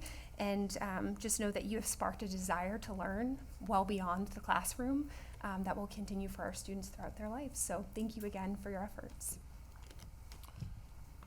It is humbling to me to be retiring at the same time as you. I'm really proud to be part of the same group and know of your work, and have known of your works for so many years, and the incredible difference you've made for the children and young people of Shrewsbury. Humility is what you typically see, and people don't go into public education, for the fame. And there's some folks who chose not to come tonight because they wouldn't be comfortable, but we hope they watch the recording or watching from home, whether and some are here and are here to be recognized and receive their gift in a little bit and be recognized. But I really also do appreciate those of you who spoke. You were so eloquent, I think, capturing what this work is all about. I think that there are such meaningful remarks, because I think it reveals not only is this work, of course, intellectual and requires skill and requires lots of effort and hard work, but ultimately it comes from the heart. And I think that the remarks we heard this evening from our educators showed that tremendously well. So on behalf of my children who are educated in the school district, on behalf of all the people in the community whose children have been supported by you and who've learned from you, wish you a happy and healthy retirement. You certainly have the benefit of going forward knowing that the work that you chose to do, what you chose to do with your career, is something that made a difference. You don't have to look back and say, boy, did I do something that was important. You did work that was incredibly important. So thank you, and congratulations. So at this time, if you will come up and please, the retirees are here this evening to shake the hands of the committee and our hands, and Ms. Siddiqui, as you go through, will provide you with a gift, which is a token of appreciation from the school district. How about a round of applause for all of our retirees?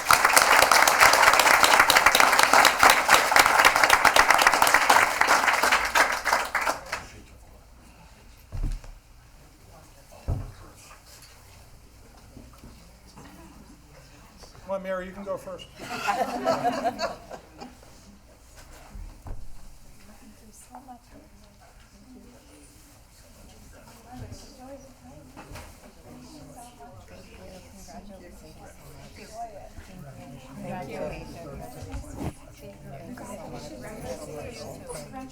Thank you so much. Congratulations.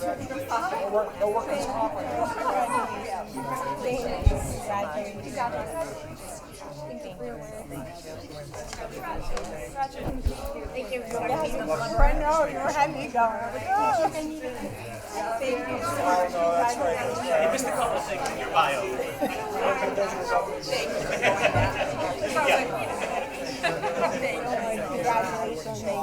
Thank you so much. That's great. What did I get to hear? Wow, amazing. So I was like trying not to all of it. Appreciate it.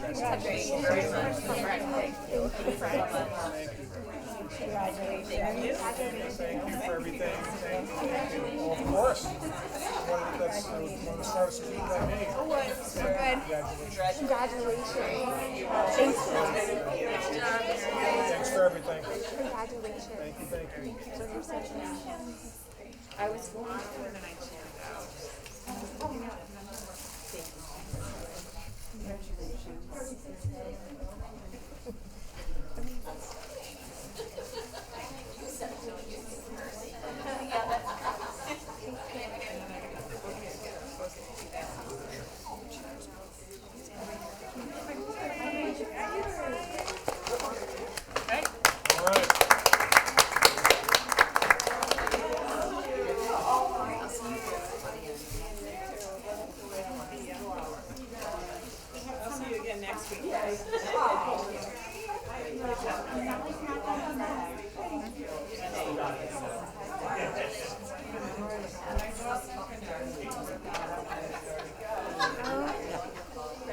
All right. The next time scheduled item on our agenda for tonight is a report from District Management Group on student services. Since January 2026, the Student Services Department has been undergoing an opportunity review by District Management Group, DMG. The opportunity review was broken into 4 phases, and its initial findings were presented to the school committee back in February. Enclosed in our packets this week was a full report and a summary from DMG. Tonight we have Maggie Gallagher, who is the Assistant Director at District Management Group, here alongside with Meg Belcito, our Assistant Superintendent for Student Services. Both Maggie and Meg will present on DMG's review. Welcome back, Maggie. Thank you all. I'm so happy to be back. I fear that I will not be able to strike the same That's raucous okay. Don't worry celebration about it. that all the groups did before me, but I will do my best to bring that spirit. Thank you, school committee, for having me back again tonight. I'm excited to share the findings, a summary of the findings from the Student Services Opportunity Review that was conducted this past fall. I'm going to go quickly through the process and methodology. I know this group has seen our process, but just to re-ground us in what we did and how we got to the recommendations and the opportunities that I'm going to outline today. I'll take us a little bit through some commendations. We want to always make sure that we highlight all of the good work that is happening in Shrewsbury Public Schools as it relates to student services and supports, because the bulk of the work is, of course, good work. I want to spend a little bit of time contextualizing this moment to just understand sort of what brings us to the table to even discuss student supports in the first place, and then finally end with a short discussion on the opportunities that we've outlined that came out of our analysis of the current practice in the district. So just to review, there were 3 core project goals that we were aiming for as we engaged with this work. The first was to develop first just a very deep understanding of what is currently happening in the district, that current practice related to student supports for students with additional learning needs. That can be students with disabilities, students receiving intervention, and multilingual learners. We then took our understanding of that current practice and aligned it to our understanding of best practice to make sure that we can raise the achievement of all students. And then finally, in looking at that alignment and some places potentially of misalignment, really thinking about what makes sense for the district to tackle next to strengthen the student supports that already exist for so many. Just to recap the phases of work, this work was split into 4 phases. The first was an initial data analysis as well as some initial qualitative review and work with district leaders. We conducted one-on-one interviews with leaders. We looked at sort of all the publicly available data, did a first round at some data that was provided to us by the district. And then we moved into a second phase where we started to bring more people into the conversation. We did a series of staff focus groups that I'll share a little bit more about. and we brought together a group of leaders, kind of a cross sector of different roles and perspectives as a guiding coalition for this work. Moving into the springtime, we gained a little bit more of some quantitative data when we did a review of staff schedules as reported by them. And then we took all of that information that we collected over those several months and triangulated it to really understand that current practice through a robust analysis and benchmarking where possible of those practices. And then finally, we've spent the last few weeks here presenting the full findings to district leadership. We presented yesterday to the Guiding Coalition exactly what you all will hear tonight, and in the future engaging that group in a prioritization workshop, just better understand from these opportunities we've outlined what makes the most sense for the district to move on and take action on in the coming years. As a quick reminder, there were two kind of bodies of evidence that we used when we were thinking about this analysis. The first is a qualitative body of evidence that included all of those focus groups and interviews that you see with those folks listed on the left there. And then a quantitative analysis that helped to answer the questions that you see listed on the right there. What service delivery models are used, how much time are staff spending supporting students versus on other important tasks, how can that time be utilized differently, questions like that. And we took those two bodies of evidence and put them together to hopefully bring the highest leverage opportunities for the district to pursue. Just to share a little bit about where we landed when it comes to some of that qualitative evidence, we conducted 17 different interviews with district leaders of all different roles to gather their insights initially about what is going well in the district when it comes to supporting students and where there's the biggest areas for opportunity. We spent time with 13 different focus groups with over 80 stakeholders, school-based stakeholders. That could be folks within special education, multilingual, general education, building staff. We spent time with nurses, really anybody who touches the ecosystem that is student supports. We also got qualitative evidence from that schedule sharing activity that I mentioned through some open-ended responses, all kind of culminating to bring together 350 stakeholder touch points. We are especially proud that we got 130 plus responses from paraeducators as a part of that schedule sharing. They are not always the voice that we hear the most, and we know that there are a lot of them, so we are proud that we're able to share their perspective tonight as well.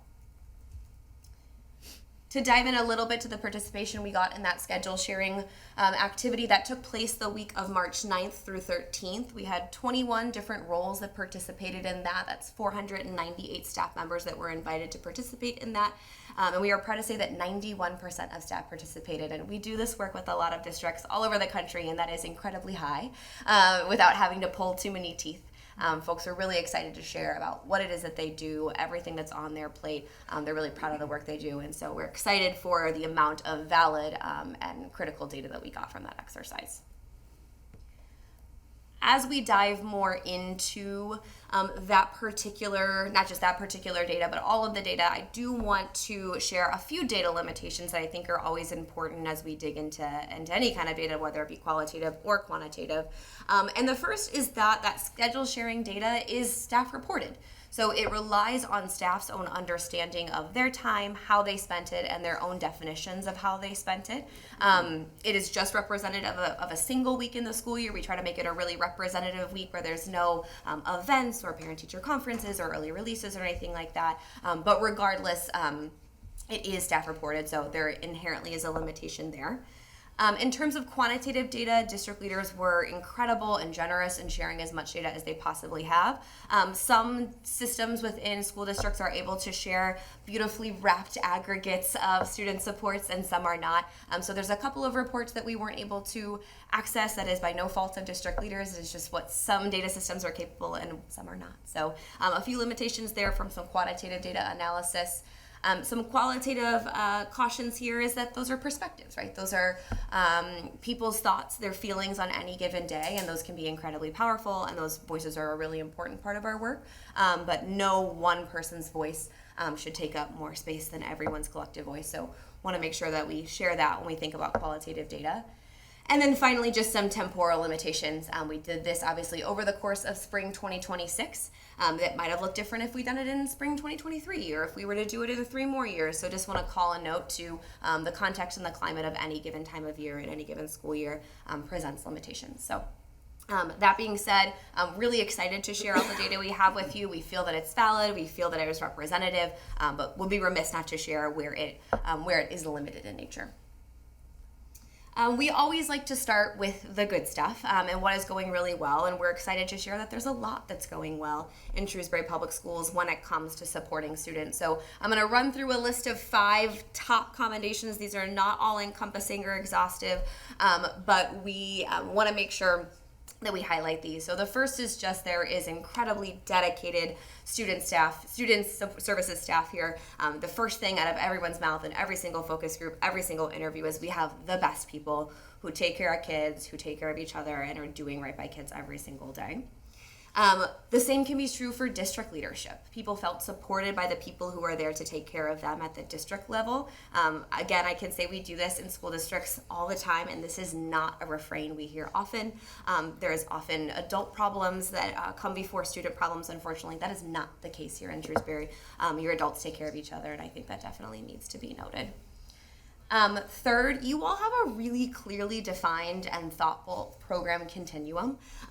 When we asked people, where might there be gaps, where there are certain students who aren't served, people said there aren't really.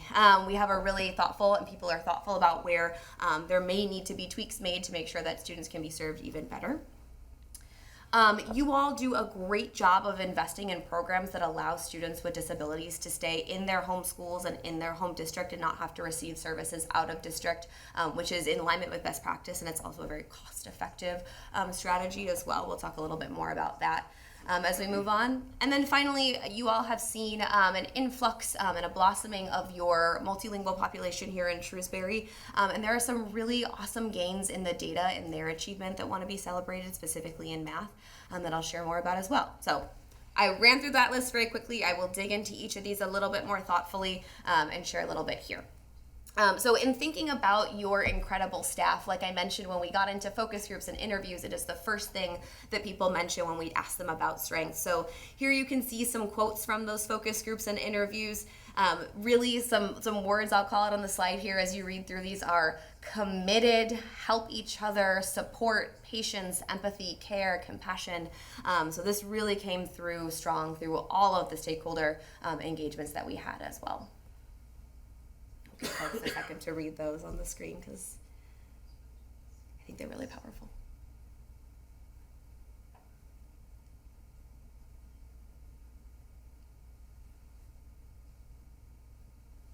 And then the same can be true and said for district leaders as well. Again, calling out some words that pop out in bold on the slide here. I feel like they are welcoming, communication lines are open, impact and strength, clarity around expectations from the top down, appreciated. Those are just words that describe the leaders who were in charge of all of those incredible staff that we talked about on the previous slide. This may feel sort of brass tacks, but you would be amazed that this is not always the norm, and so I want you all to celebrate this in your district.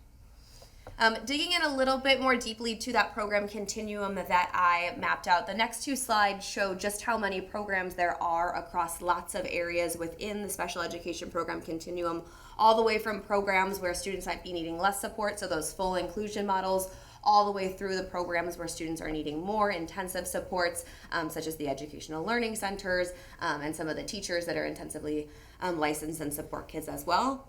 All the way to some of those programs that I know we've highlighted before that support students with even more complex needs. So your therapeutic and mental health programs and your vocational and transitional programs and Move and Rise. So this is a lot of programs. This is a really robust continuum. It is making sure that every student who has a disability here in Shrewsbury can find a programmatic home and a school home that's going to be a great fit for them. The last thing that I'll call out here is around your not the last thing, but the second to last thing that I'll call out here is around your out-of-district placements. We compared Shrewsbury to comparable districts as identified by the state, comparable by demographics, and comparable by wealth. You can see those listed there on the right. Shrewsbury has the second lowest percentage of students in special education who are sent out of district for special education services. I want to underscore that this is best practice for those kiddos. keeping them in their home where they can be with peers who are not in special education is really critical to their growth holistically. So your ability to keep them in district is really, really powerful, and you can see that is not necessarily always the case even in districts with the same demographics and wealth as you all. So that is definitely to be celebrated. I also want to note that that's to be celebrated from a fiscal responsibility standpoint. What you're looking at here, there's a lot on this slide, so I'll orient you to it a little bit. The darker blue bars represent the amount of money that Shrewsbury spent on out-of-district placements as offset by the percentages and the ovals you see there from circuit breaker, with the real cost at the very top there in that bright blue line to show just how expensive it is really to send students to those out-of-district placements. And then the programming that you all have invested in, both RISE, TLC, and ELC as well, that have allowed you all to have incredible cost savings. So for RISE, $1.5 million of costs based on an average tuition of $70,000 per student, with a net savings of about $288,000. And then for TLC, about a net savings of about $185,000. So it is best practice and right by kids to keep them here. It's also saving you a decent amount of money as well. Just to project that out as a little bit of an exercise, we also looked at what it would cost the district if you all sent the same percentage out as those peer districts that you saw. So assuming that you sent students out at a rate of 7%, which is the average for those peer districts, it would cost about a little under $11 million. And so that would be a savings from what you currently spend of about $3 million. That is not what you are saving. That is just a projection of if you sent as many kids out as your comparable district, or the percentage of kids out as your comparable districts, that would be what you would be on the hook for. So again, being able to keep them here is a best practice, but also saving money as well. And that last commendation I mentioned around those multilingual students, they, obviously you have a lot more of them than you used to who are gracing your hallways. And we want to call out the growth that they are making in terms of closing that gap between students who are multilingual and monolingual students, specifically in math when you measure it by MCAS. So you can see 3rd to 8th grade is on the right. You can see that shrinking gap over the course of the last 4 years. And then really impressively in grade 8, that math gap shrinking pretty sizably over the last 4 years as well. So I want to call out all the work of everyone working to make sure that those students have access to an equitable education as well. So those are the commendations.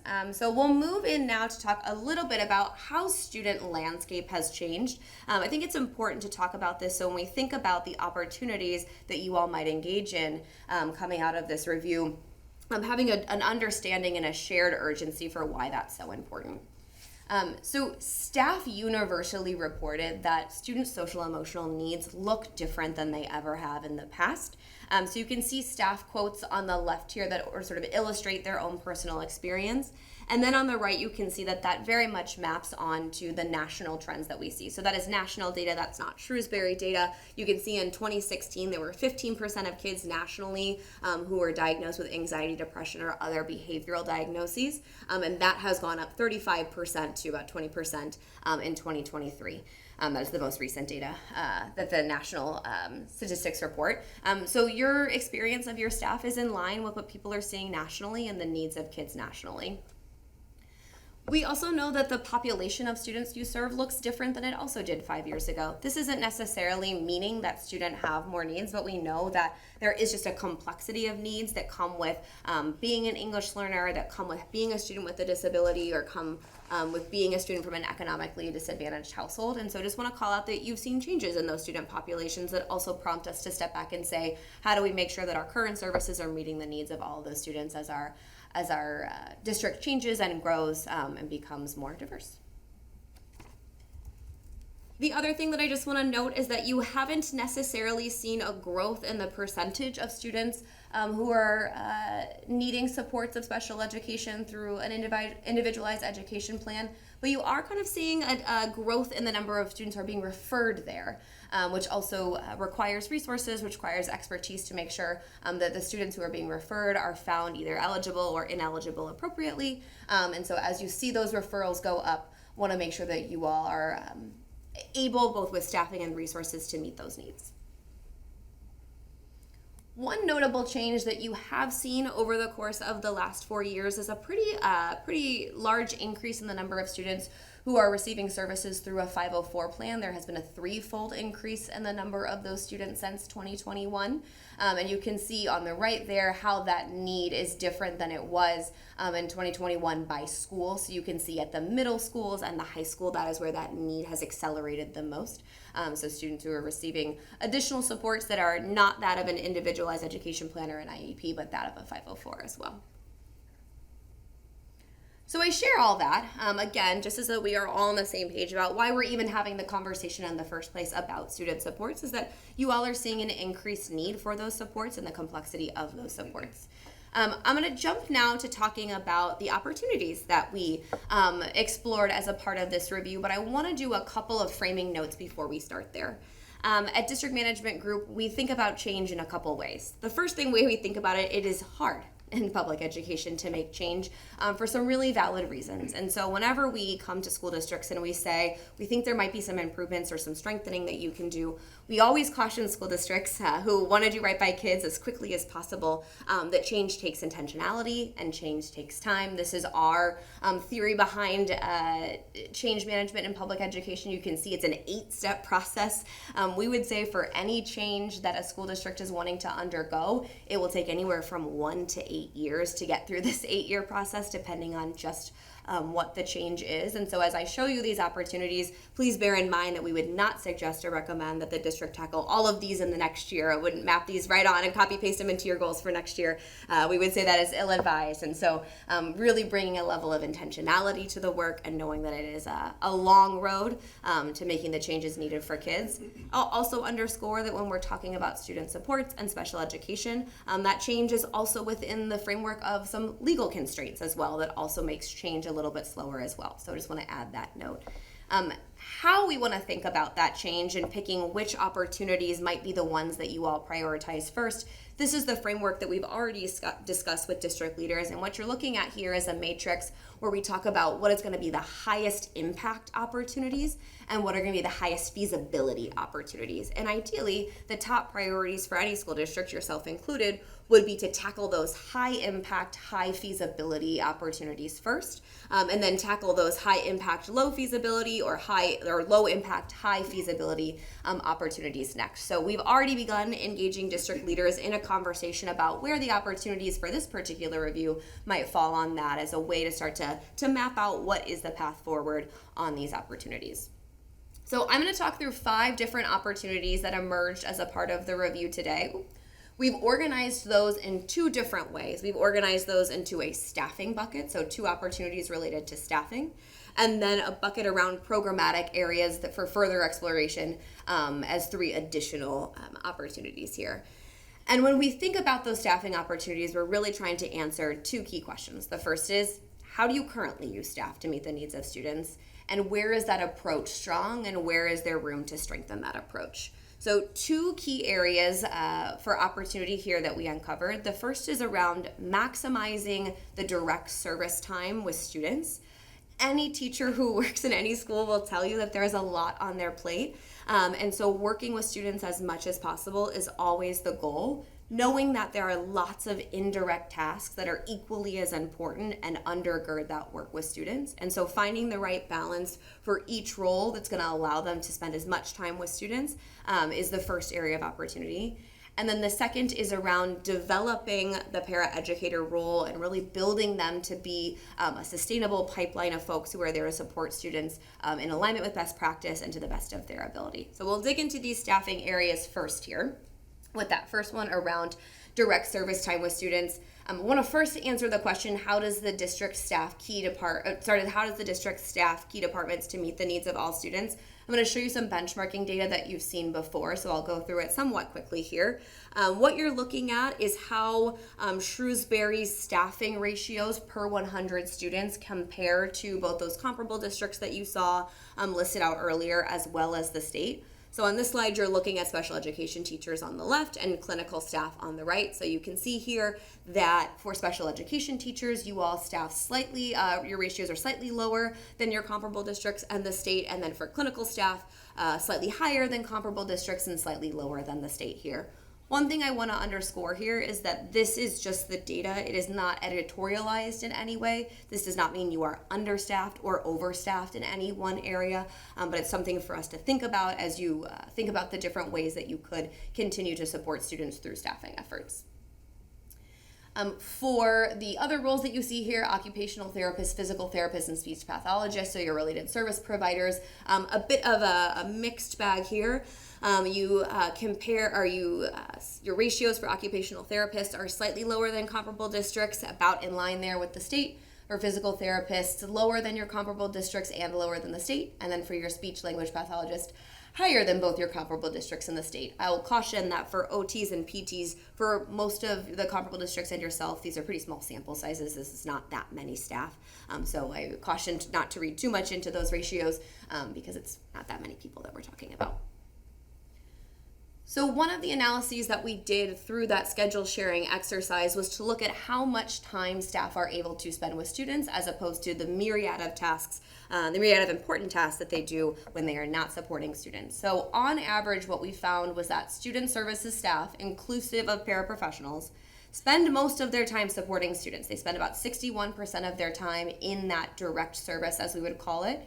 And then you can see a breakdown there underneath that of all of the tasks that they spend their time on that are not directly supporting students. So things like planning and materials preparation, school duties, collaboration with colleagues, amounting to about 39% of their time. So district leaders have this breakdown for all different roles in the district. And so the task at hand for them is to decide for each of those distinct roles based on how they operate within the student supports ecosystem. What does this balance look like for them? We would recommend that you maximize that student direct time as much as possible, mitigating where possible the amount of time spent not directly working with students. Of course, there are going to be times when things like this are incredibly important. Collaborating with colleagues is something that we want our folks to be doing, and we want student support staff to be dedicated to collaborating with one another to support students. So obviously want to be really intentional about how we talk about these things and how we maximize that time with students.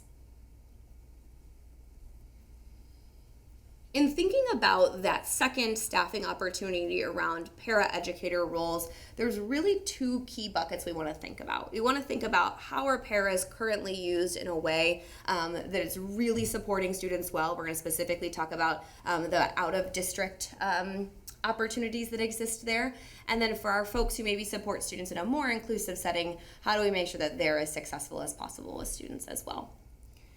So you're looking at a similar staffing ratio there as we showed on the previous slides for para-educators. You all have a much higher staffing or a para-staffing ratio than your comparable districts and the state when it comes to paras. You can see how that breaks down across all of the different types of paras that you have. You have a myriad of different paras that allow you to meet the different needs in the different buildings. You can see the highest number and type of paras you have are those ABA technicians, those instructional assistants, child-specific paras, and then paras who support generally in special education. How that maps onto those different programs that I outlined in the program continuum is how you see it here, with the two highest concentrations of para-educators existing in the inclusion setting and existing in that ELC classroom. Specifically, a lot of those are your ABA paraprofessionals that you saw on the previous slide as a high number or a high bulk of the workforce. So want to highlight these two areas specifically. So when we're thinking about paras, this is kind of our target area, just given how many of them there are in these two buckets and these two types of programs. Before we do that, though, I do want to just underscore, while it's a smaller number of paras who support in those other programs like TLC and RISE, do want to underscore that given the cost savings that you all experience because of that, your para costs, to put it very frankly, don't even come close. So these small numbers of paras are a great investment for just how much you are saving on those programs for students that would otherwise be sent out of district at a much higher price point.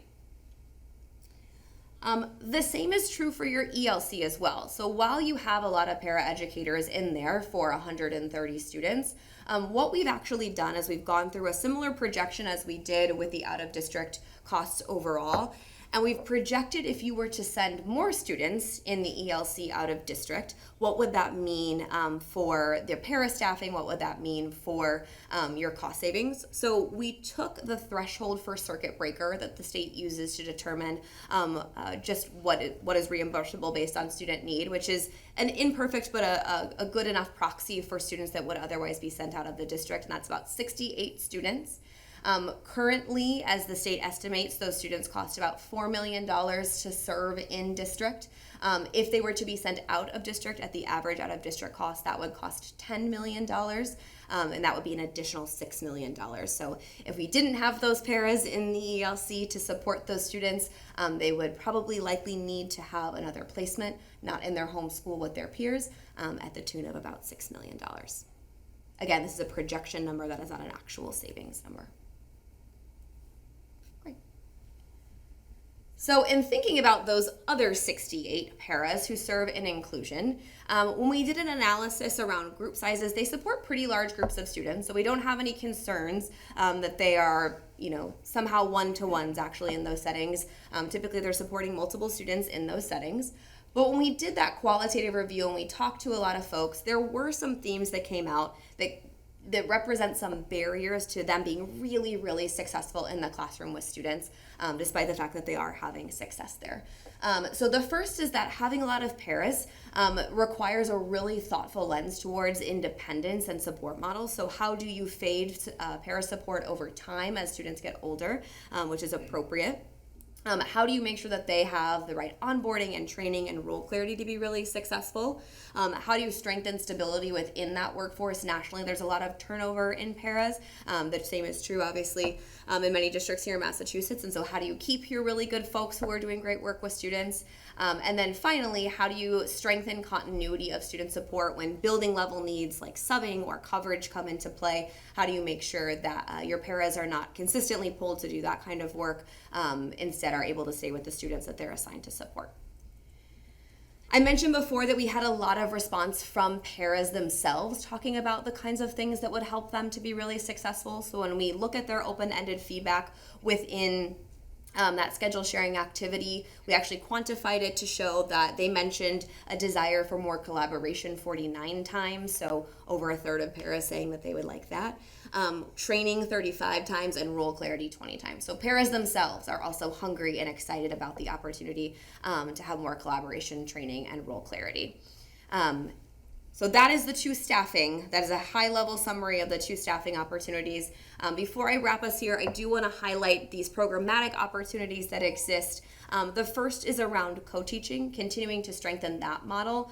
The district made a lot of investments in co-teaching in years past, and there was a hunger for refreshing that investment around training, making sure we have shared language around what co-teaching is, also as a way to continue to create programs that allow for teachers or allow for students to receive as much content as possible from content-strong teachers with their special educator in the room.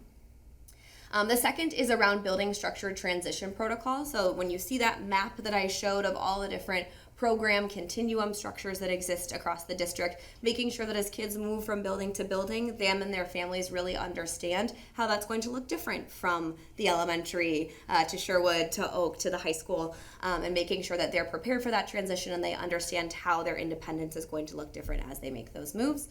And then finally, refreshing and strengthening a shared understanding of MTSS processes, multi-tiered systems of support, so that students are able to get the supports that they need prior to any kind of 504 or special education referral, that they can get those needs met through tiered supports and not have to utilize those plans when possible. So those are the three programmatic areas that we highlighted as well. That district leaders have now sort of be engaged in that process around deciding what's going to be the highest impact and highest feasibility for us in the years to come that it will take to implement some of these changes. So I will stop sharing there and open it up to the committee for questions. Colleagues, questions or comments? Ms. Boucher? Well, thank you very much for the report. We appreciate it. Thank you for highlighting all of the good work that our Student Services Department does on a daily basis.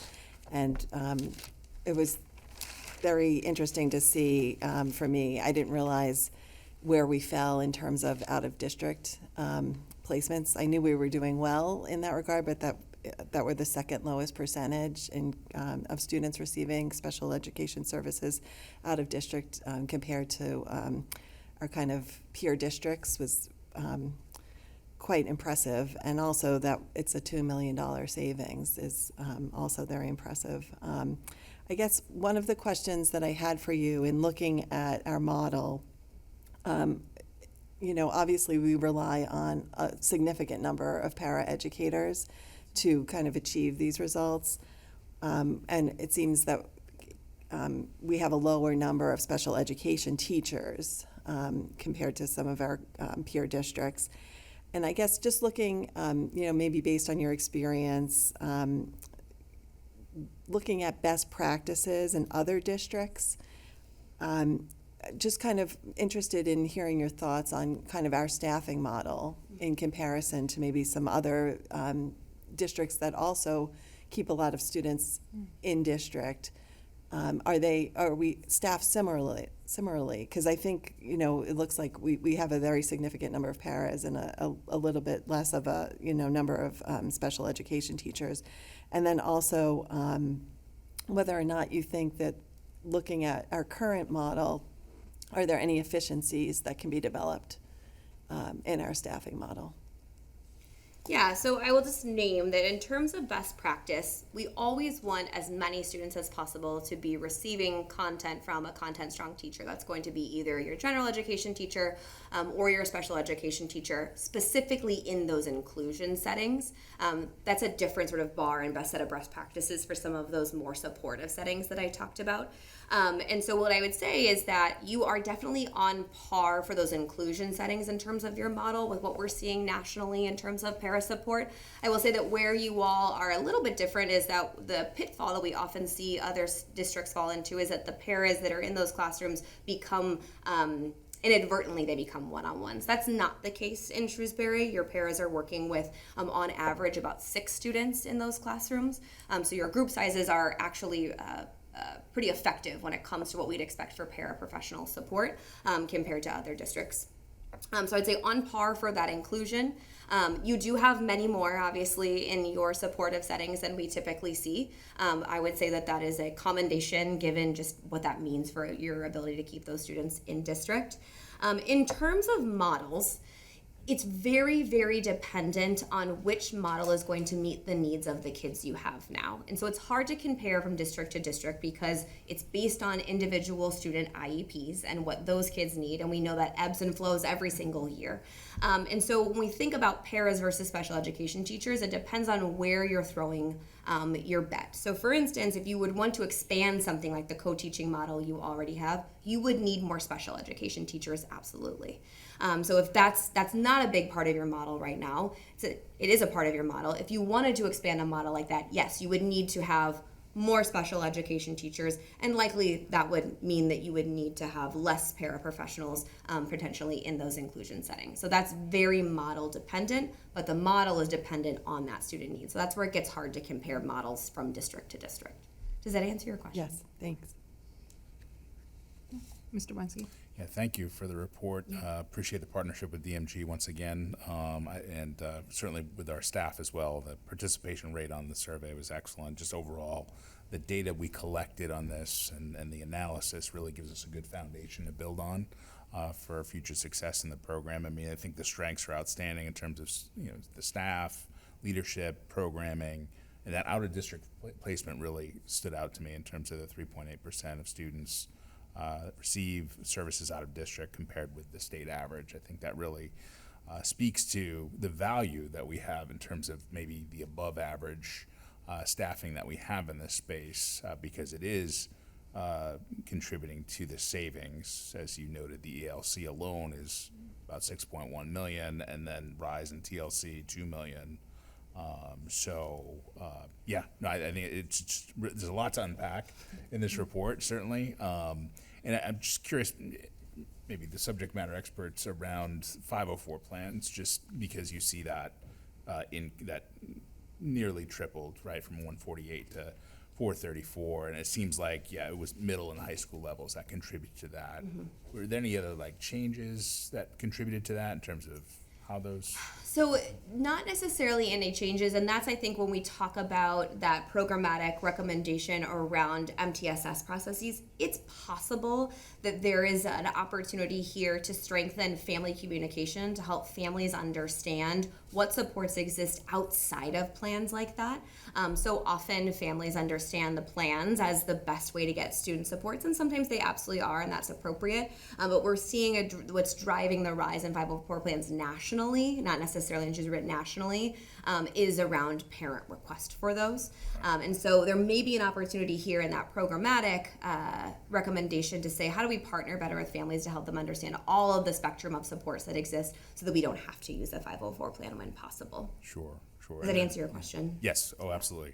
And then in terms of staffing opportunities, the 39% of indirect responsibilities that were noted here, based on the feedback from staff, right? Is that what I'm getting as well? It seems like that might be the most feasible.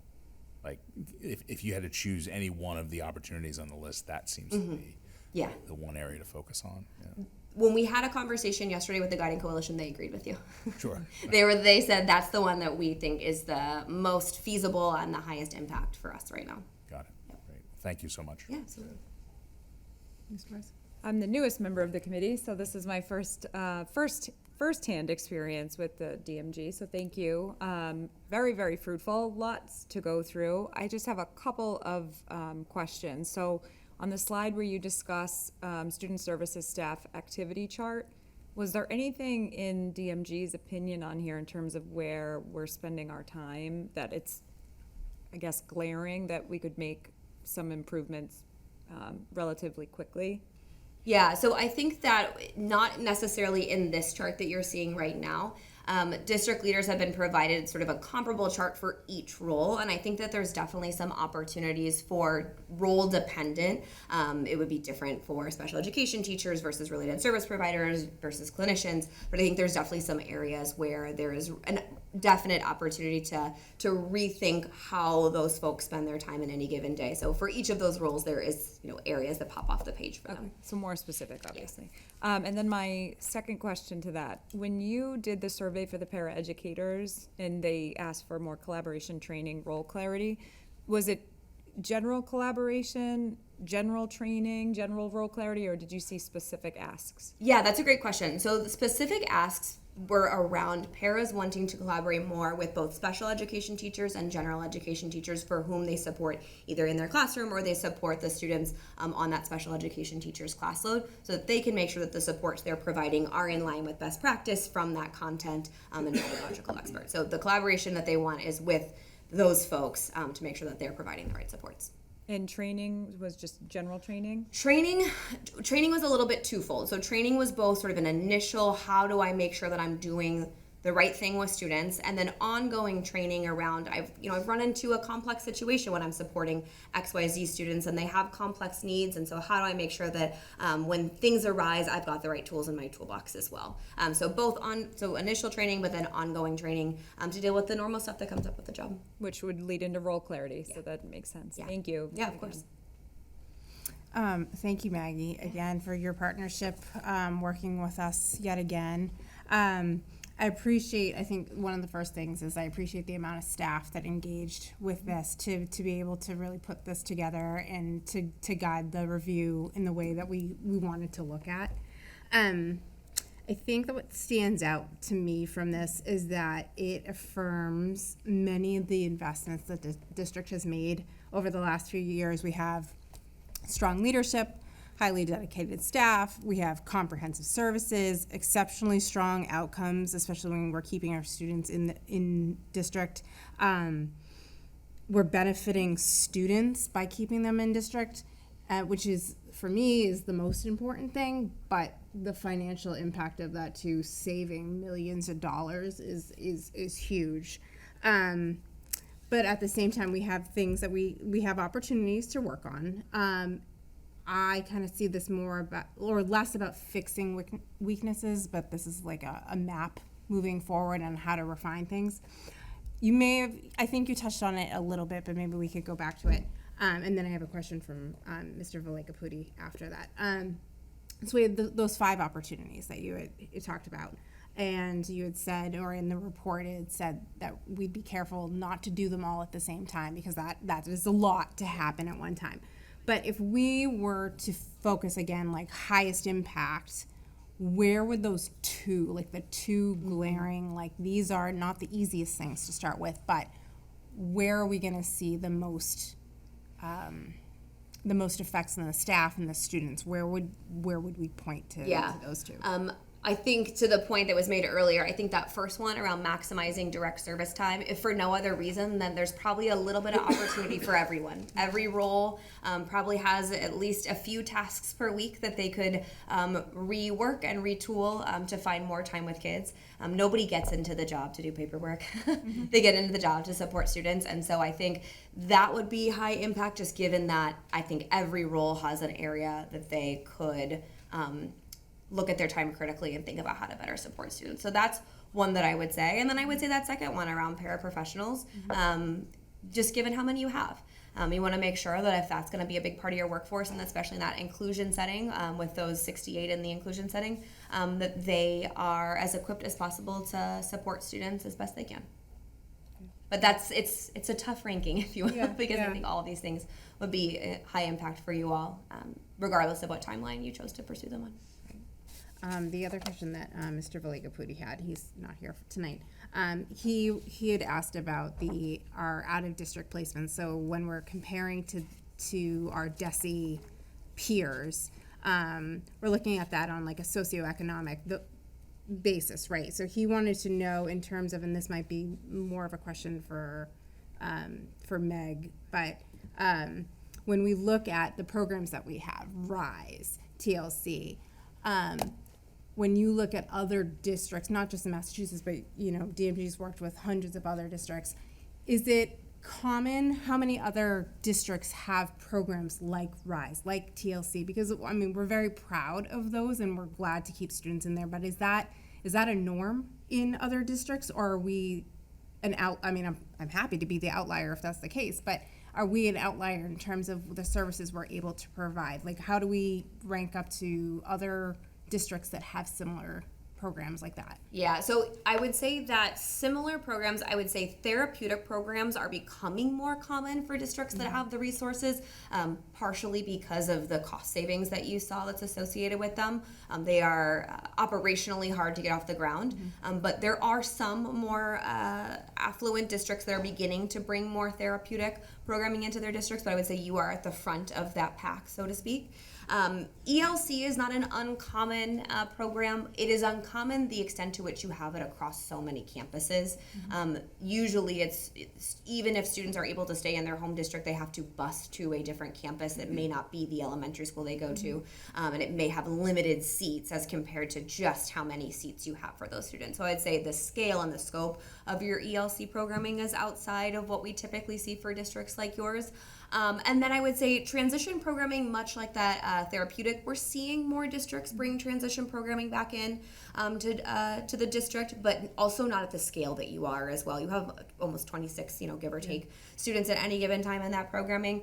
That's a lot of students that you all are able to keep as compared to transition programming. Sometimes it's just a very small group of students with a very specific need profile that districts feel like they can serve maybe 5, 6, 7 students.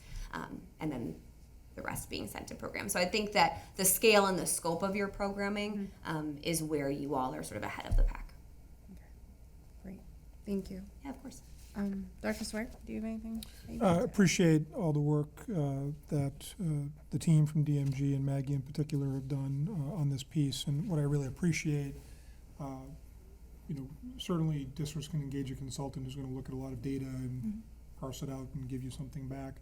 But I think the qualitative work that they've done, really digging into the interviews, the meetings with people, that's time intensive, but we think it's time well spent because I think it gives us a more robust set of information to look forward to. I know that Dr. Ostrander and Ms. Belcito and the team and student services, along with all of our principals, are really going to be able to take this report and do some work with it, along with this guiding coalition. And I think this idea I very much appreciate, and I can say this, I won't be here, helping to work with it or lead it. I think it is so critical to be thinking about, what is feasible, what's doable. We've been served very well by a really important, robust, and so far successful 5-year strategic plan that we're really proud of. It's also a sizable plan, and certainly I think we find from year to year what I really appreciate the last couple of years within the school committee has been doing those district goals at the start of the fall and really targeting, if these are our overall priorities and here's some of the goals we've set for 5 years, what are the things that are going to be high leverage for us to do now?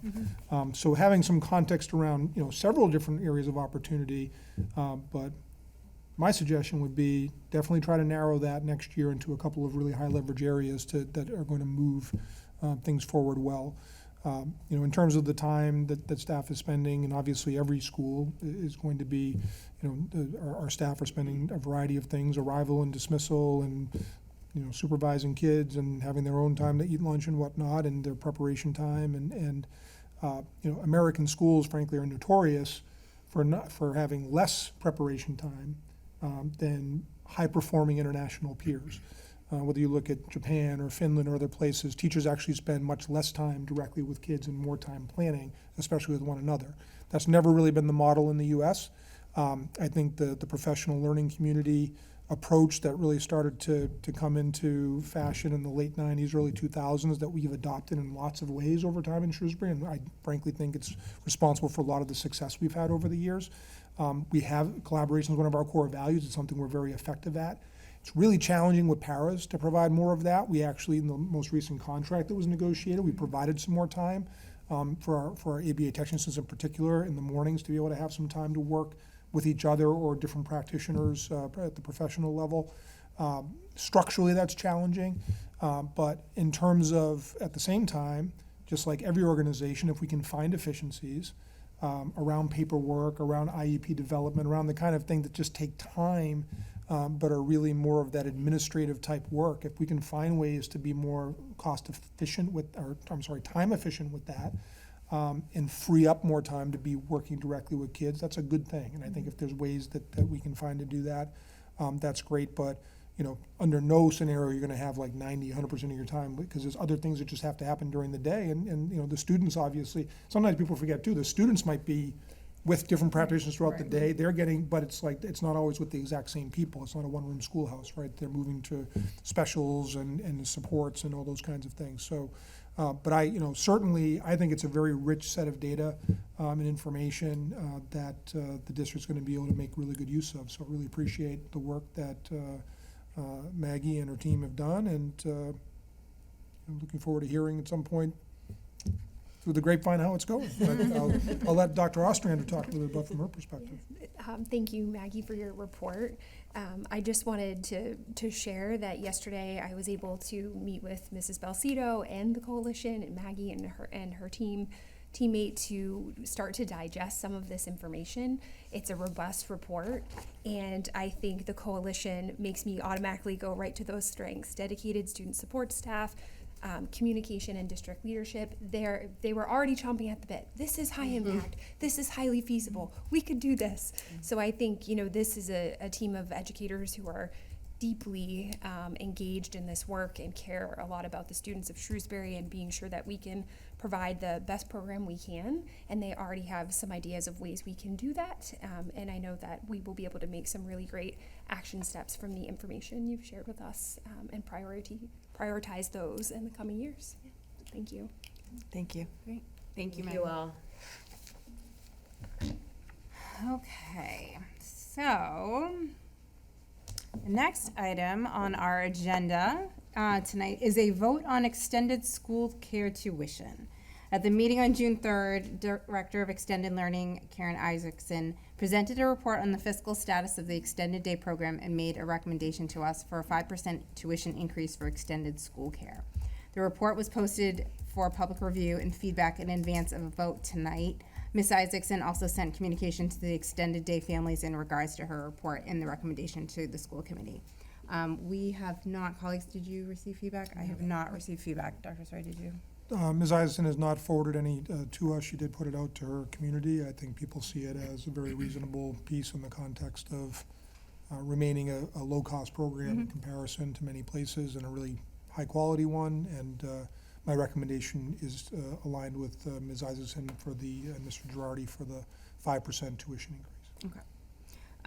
Colleagues, do we have questions before we vote? Nope, okay. We will need to take a vote on this, so can I please have a motion that the school committee vote to adjust the extended day school care tuition by an increase of 5% for the 2026-2027 school year? So moved. Second. Yeah. Moved and seconded. All those in favor, please do so by saying aye. Aye. Thank you. The motion carries unanimously. All right, the next agenda item is another vote. It's under Finance and Operations, and it's a vote on the fiscal year 2027 non-represented staff compensation adjustment. Each year, the superintendent recommends changes in compensation rates for the coming fiscal year for non-represented hourly staff, which are secretaries, clericals, support staff, IT support staff, etc. A memo from Dr. Sawyer with his recommendations was enclosed in our packets. Dr. Sawyer, do you have anything to add? Just for those watching, just a brief summary. It's now seeing, it looks farther and farther in the rearview mirror, the dark days of FY21 when we had a financial crisis and we froze people's wages that year who were in this non-representing group. They were incredible team players about that at the time. After we had, thankfully, got on solid financial ground after the override that the community supported, we were able to make up some ground with an increase. And then since then, we've sort of stabilized at typical year over year. Several years in a row, we've had a 3% wage adjustment for this non-representing group. It does reflect that same level of wage adjustment that the hourly paraeducator group will have. With a couple of exceptions of a couple of roles, when most will have a 3% year-over-year increase next year. Similar that other than the very top step, the teacher collective bargaining unit will also have a 3% COLA next year. So it's aligned with other employee groups. It is supported by the budget that was passed, supported by you and passed by town meeting. And certainly as you read the news, it is not the level of inflation right now. It's much higher than 3%, unfortunately for us all. But we think it's a reasonable place that will keep us strong in the market and fairly compensate these people in all these different hourly roles, whether from secretaries to IT support, a variety of roles that are not part of collective bargaining units. So my recommendation this year, as it has been the last several years, is for a 3% year-over-year wage adjustment. Okay. Colleagues, do we have anything to add? No? All right. I think that it's a moderate increase that we could do. We do need to vote on this as well. So may I please have a motion that the school committee vote to approve compensation adjustments of 3% to non-represented hourly staff for fiscal year 2027? So moved. Second. Moved and seconded. All those in favor, please do so by saying aye. Aye. Okay, the motion carries. Thank you. All right, the next agenda item is also under Finance and Operations and is another vote on the food service meal rate adjustment. Enclosed in our packets this week was a memo from Mr. Girardi, which included a recommendation that the committee vote to adjust the lunch price for purchasing an optional second lunch to ensure it meets the USDA requirement that it be equal or greater than the fiscal year 2027 federal free reimbursement rate once that is determined. The district will receive a reimbursement of the fiscal year 2027 federal free reimbursement rate if Shrewsbury nominally charges at least that rate. And Mr. Girardi is here with us tonight to give us a little bit more information on that. Thank you. Since the National School Lunch Program changed to the universal free meals, they've been setting the rate sometime in early August. What we found was that it didn't give us a lot of time to adjust the rates, get everything posted on our websites, get information out to families about what that might mean around purchasing second meals. So we have become kind of proactive with getting a vote that allows us early August to adjust that rate to the National School Nutrition Program reimbursement rate so that we can get on that right away, get information prepared for families for the start of the school year. It also allows our school food service program to develop meals that would meet the cost of that reimbursable rate. So if we set it to at least that reimbursement rate, we're able to get a full reimbursement for each reimbursable meal that we serve. So with that, I ask for your vote tonight to allow us to make that adjustment in early August so that we are ready for setting that rate for the start of FY27. Colleagues, questions? No? And it's August that we'll know what the rate is. Yep, I think it's August 6th of this past year. It's usually that first week in August. Okay. That's if the federal government stays on a timeline, and that's unpredictable. Unpredictable. But that's when it's typically been August. Okay. Okay, then we will need to take a vote on this. May I please have a motion that the school committee vote to authorize the district to adjust the amount charged for full lunches from $4.90 to the updated rate set by the National School Nutrition Program for the 26-27 school year. So moved. Second. Moved and seconded. All those in favor, please do so by saying aye. Aye. Motion carries. Thank you. Okay. Go to the next one. The next agenda item is also under Finance and Operations, and it is a vote on the fiscal year 2026 budget, which is an update and fund transfer. Mr. Girardi is going to present a final update on fiscal year 2026 budget status. Mr. Girardi is projecting that the district will end the year having fully expended the FY26 appropriation with projected variances noted in each category that ultimately will net out to $0. Mr. Girardi, $0 balance. Mr. Girardi recommends that the committee vote to authorize budget transfers between accounts to bring each account to $0 at the end of the year. Mr. Girardi. Okay, thank you. So it is mid-June, so my team is working diligently to wrap up our expenses for the school year by June 30th, both with our actual expenditures that we've made up to this point, plus all encumbrances that are ongoing. Those encumbrances do get paid beyond June 30th with some final bills coming in June. So these are our these are our projections, our estimates for where we will land the year on June 30th between our actuals, our encumbrances, and then any other costs that we may incur through June. So I'll just go through the categories very quickly here, just to give you a pretty mile-high description of what we are looking at to close out the fiscal year. Again, our A categories, those are our staffing categories, and we are slightly under projection in both our administration costs, our Unit A costs, which is our teachers and nurses, and then our aides, ABAs, and paraeducators, which we just had a nice presentation on. We're a little bit more under there due to some turnover. Again, let me just pull up my numbers here. We have a positive variance of just over $250,000 in our aides, ABA techs, and paraeducator costs. We are slightly over in our secretaries, technology, and non-represented.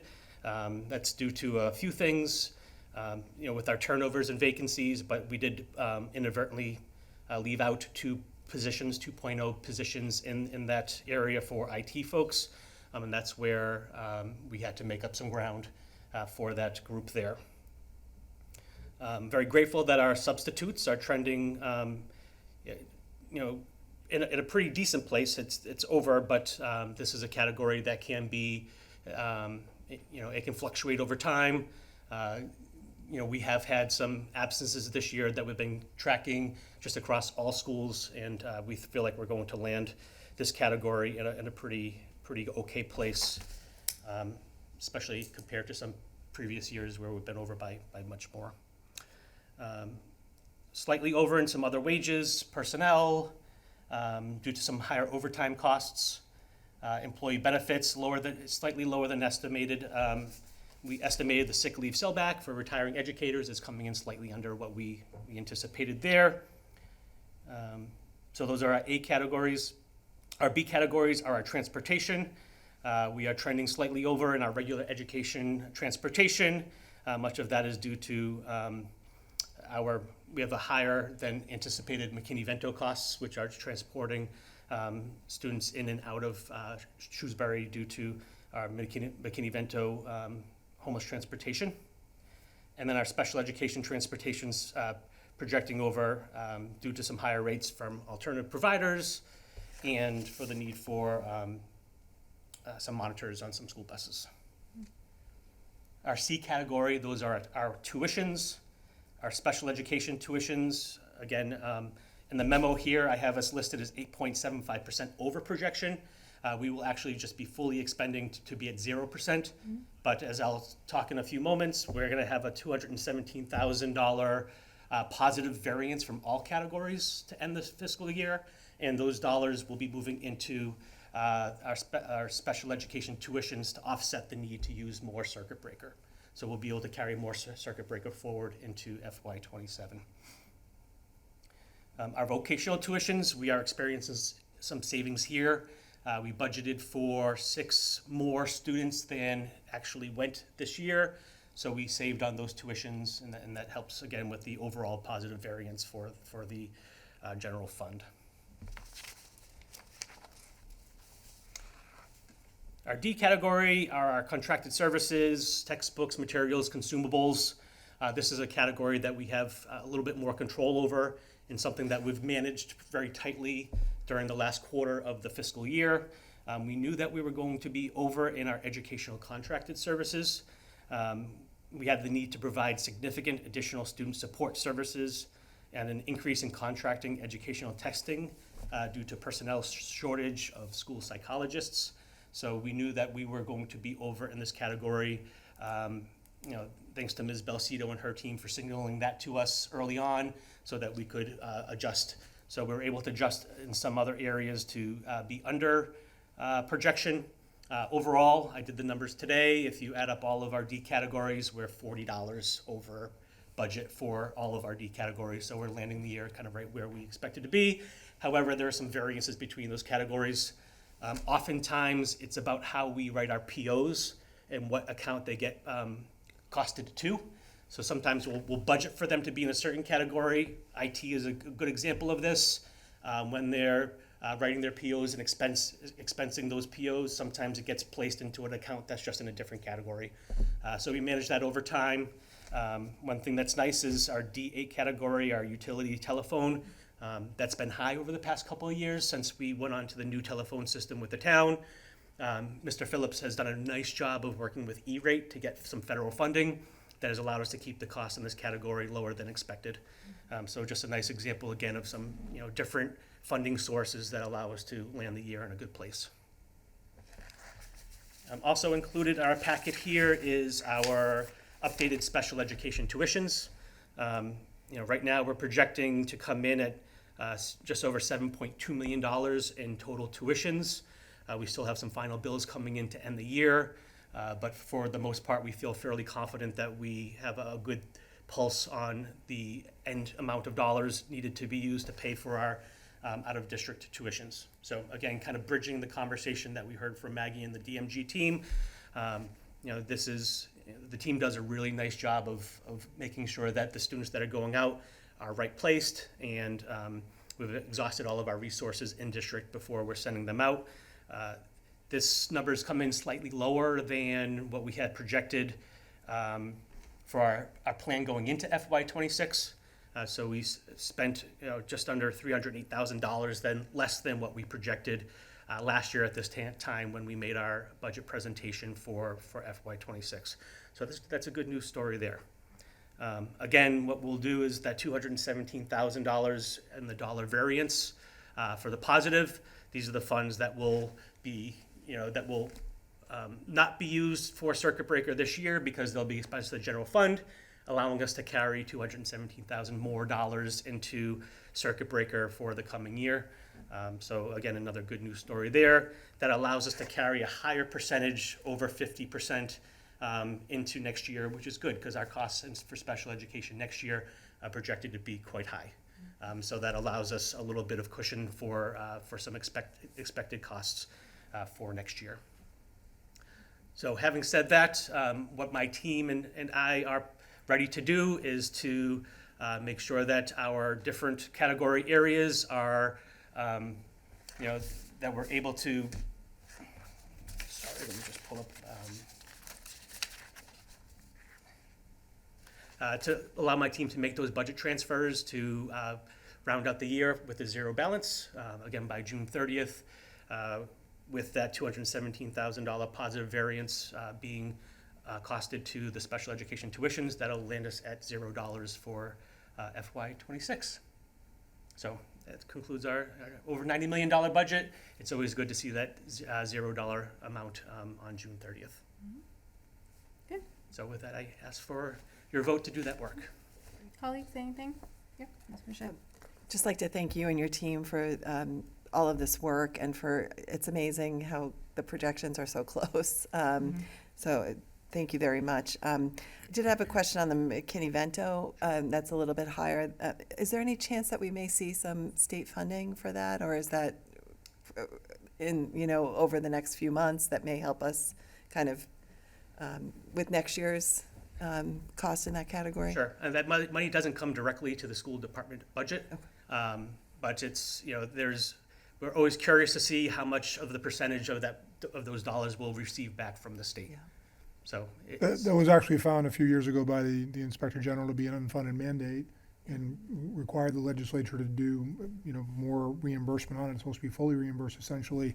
But this is actually reimbursement that goes to the town general fund. Okay. So any dollars that come in from the state, when the state budget is finalized sometime this summer, and whatever percentage they approve for, it's very similar to circuit breaker. The state budget will approve, a sum of money for McKinney-Vento reimbursements, and then the State Department of Education will they'll be running the processes with the end of year reports, and a number will come out that says this is how much money Shrewsbury spent in fiscal '26 on homeless transportation. And they're going to do that for every district, and then they're going to say, here's the total of reimbursement that everybody gets fully reimbursed, and here's how much money's in the state budget. And they will and oftentimes there's not enough to reimburse everyone fully. That's what's happened in circuit breaker with out-of-district transportation the last couple of years.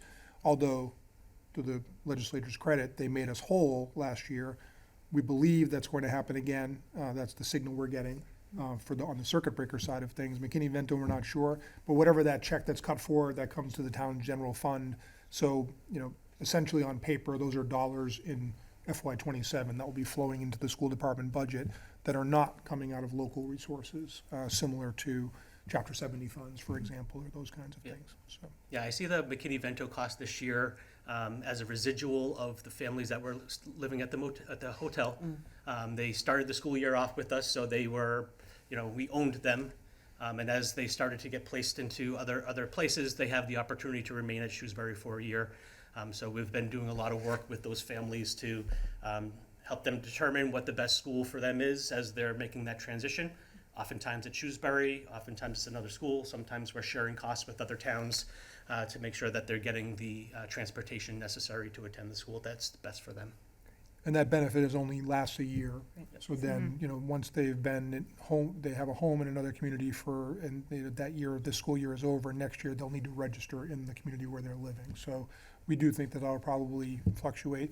At the same time, though, just to remind everyone, we have a number of families who qualify as homeless, who are doubled up, or in other ways are not part of a shelter system, and they may have lived in Shrewsbury and become homeless and are living with a relative or friend somewhere else. Or vice versa, someone who's become homeless in another community is coming to live with someone in Shrewsbury, and we cost share those with whatever the other community is. But our Felicity Boisvert, our social worker, which is another excellent investment that this district made a couple of years ago. We used to outsource that as a contracted service, but having our own dedicated social worker has been enormously helpful when it comes to working through these pieces. We have a much stronger way to manage all those situations and support those families, which has been helpful to everyone involved. And for those vans, what we have to do is we cost them out the same as we would for sending a student to out-of-district placement. So those costs for those vans are quite high. We're trying to manage through a couple of different programs to find the best rate, but those costs are high. Appreciate the clarification. Thank you. You're welcome. Yeah, I just want to thank Mr. Girardi, Dr. Sawyer, all the leadership team that goes into all the moving parts of a school budget. There's a lot going on here. It's, we're probably the closest to it next to leadership, but it's a lot of work. It's a lot of time and effort. Thank you and your team for all the coordination and for, as we say at the end of the year, landing the plane once again. Thank you.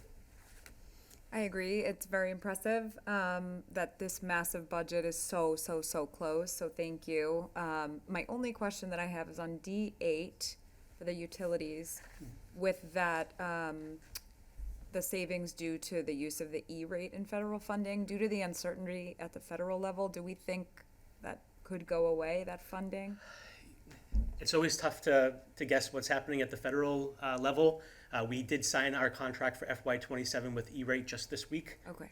With the hope that those funds have already been allocated and we'll be able to tap into them. Will we get the same amount that we get? That's what we'll see.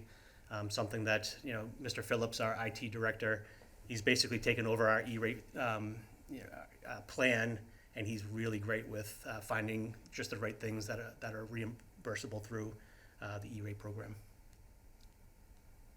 That's a good question. Thank you. Thank you, Mr. Jardy, for you and your team's hard work and getting us to where we needed to be. There are a lot of moving pieces, but you have done it yet again to get us there. One question for you, or more clarification maybe for people who've paid attention over the course of the school year. The category A4, where we were just slightly over, that included the 2 positions that were inadvertently left out of the budget. Correct. So those are the 2 positions that at town meeting got included in the FY27 budget, correct? That's correct. Okay, I just clarifying for anybody. So for people who are familiar with our spreadsheet for that one has a greater increase than what you would typically see in that category because of the reintroduction of those two positions. Those 2 positions are somewhere closer to $189,000, so we were able to experience some savings in that category to have it be where it is today. Right. So once we saw that, we were able to adjust and tighten up in that category. Perfect, okay. Dr. Sawyer, did you have anything? Thank you. Again, this is a $90+ million budget that this estimate is that will land within a quarter. 1/4 of 1% of that amount. $217,000 is 0.24%. And I appreciate Mr. Jardy's work and Ms. Fitzpatrick and the rest of the team on working through this. These offsets are a good example. Like we were short for most of the year. 1 psychologist at Sherwood we weren't able to rehire, and then for the last part of the year at the high school we were short 1 psychologist as well, and we had to backfill. With contracted service to get the educational testing that's part of the whole team IEP process done. But at the same time, we were, saving on the salary side because that position at Sherwood wasn't filled. So those things offset each other in the categories in the budget. And that's the kind of work that just happens throughout the year, just paying attention to, where something might be running higher than expected, but making sure that's offset someplace else. And, where we have levers that we can pull to make sure that's happening so that we can stay on budget. And there's constantly, attention to that. And then the final thing is that this is the last projection. The fiscal year ends effective the end of the day on June 30th. There are bills that are going to be, invoices from June that'll be paid in July and August. And things don't get closed out until typically August, even September, even on the town side with the town accountant. And so, some of these numbers are going to change. These are our best projections at this moment, close to the end of the fiscal year. We don't think they'll change a whole lot. We're in a good shape, but that's why the vote we'll ask you to take now allows us to balance things out based on whatever those final numbers are. And then in the fall, Mr. Girardi will report out sort of what the final numbers were that closed out FY26. But we'd ask for your vote so we can do that work. And again, really appreciative of all the effort that went into this. Okay, so we need to take a vote on this. May I please have a motion that the committee vote to authorize the administration to make budget transfers from the original budget plan as necessary to eliminate deficits and surpluses with the intent of fully expending the total FY26 appropriation by June 30th, 2026 and balancing all accounts. So moved. Second. Moved and seconded. All those in favor, please do so by saying aye. Aye. Motion carries. Thank you. Okay. The next item on our agenda is listed under new business, and it is a vote on the superintendent's contract. Per School Committee Policy 249, position description of superintendent, conditions of employment are included in a contract with salary and benefits to be agreed upon by the superintendent and the school committee. The initial contract will be for 3 years in duration, and the performance of the superintendent will be evaluated annually as mutually determined by the superintendent and the school committee. Dr. Tiffany Ostrander will assume the position of superintendent effective July 1st, 2026. So the school committee and Dr. Ostrander have come to a mutual agreement on the terms of her upcoming contract as superintendent. Her initial 3-year contract will begin on July 1st, 2026 and will last through June 30th, 2029. Effective July 1st, the superintendent's salary will be $220,000 annually. The school committee spent much time reviewing the current market for superintendents, especially those with Ms. Ostrander's credentials and experience. Taking into consideration the size and needs of our district and the work we know is ahead of her, we feel this is in line with the peers in other districts. Additionally, there will be a $1,000 per year contribution made to a tax-sheltered retirement plan specified by the superintendent. The superintendent is encouraged to become a member of the Massachusetts Association of School Superintendents, MASS, School Superintendents Association, AASA, and the Association for Supervision and Curriculum Development. The dues for any such memberships will be paid by the committee. In addition, the committee will pay for the cost of the superintendent's participation in the MASS New Superintendent's Induction Program for her first, second, and third contract years. We are pleased to have come to this agreement, and I think I can say on the behalf of all of us that we are very much looking forward to working with Dr. Ostrander and supporting her and watching her grow in her new position. In addition to myself and Dr. Ostrander signing her contract, I will need a motion that the committee vote to approve the superintendent contract for Dr. Ostrander as presented, which all of us have a copy of that we saw. Did anybody have any questions on the contract? No? Dr. Ostrander, did you have any questions on your contract? I do not. Okay. Do we need to sign it on camera or? I don't think so. No? I think you Okay. just take the So vote. we'll just kinda go with the vote. Okay. So, I will need a vote to approve the superintendent contract for Dr. Ostrander as presented. So moved? Second? Moved and seconded. All those in favor, please do so by saying aye. Aye. Aye. Motion carries. Congratulations to Superintendent Dr. Ostrander. Thank you. All right, the next item on our agenda is an update, excuse me, on the Assabet Valley Collaborative and a vote to appoint a board representative. The mission of the Assabet Valley Collaborative is to provide effective and efficient services to meet current and evolving needs of member communities to promote student success and community integration. Each year, the committee must vote to appoint the superintendent as representative to the ABC Board of Directors. And in November 2025, the committee voted to appoint Superintendent Dr. Sawyer as its representative. Tonight, Dr. Sawyer will present a brief Assabet Valley Collaborative update, which was enclosed in our packets this week. And in light of his June 30th, 2026 retirement, the committee is being asked tonight to appoint Superintendent-elect Dr. Tiffany Ostrander as its representative effective July 1st, when she begins her role as Superintendent of Schools. So, Dr. Sawyer? Thank you, and just, you have some materials in your packet that are just some final rates for next year that were established. One of the main reasons these collaboratives were established back in the 1970s was so that school districts who had certain populations of students that did not give economy of scale to have a cost-effective program all by themselves could join together and collaborate to provide programming, particularly in special education. We have students that take advantage, for example, of a therapeutic middle and high school program.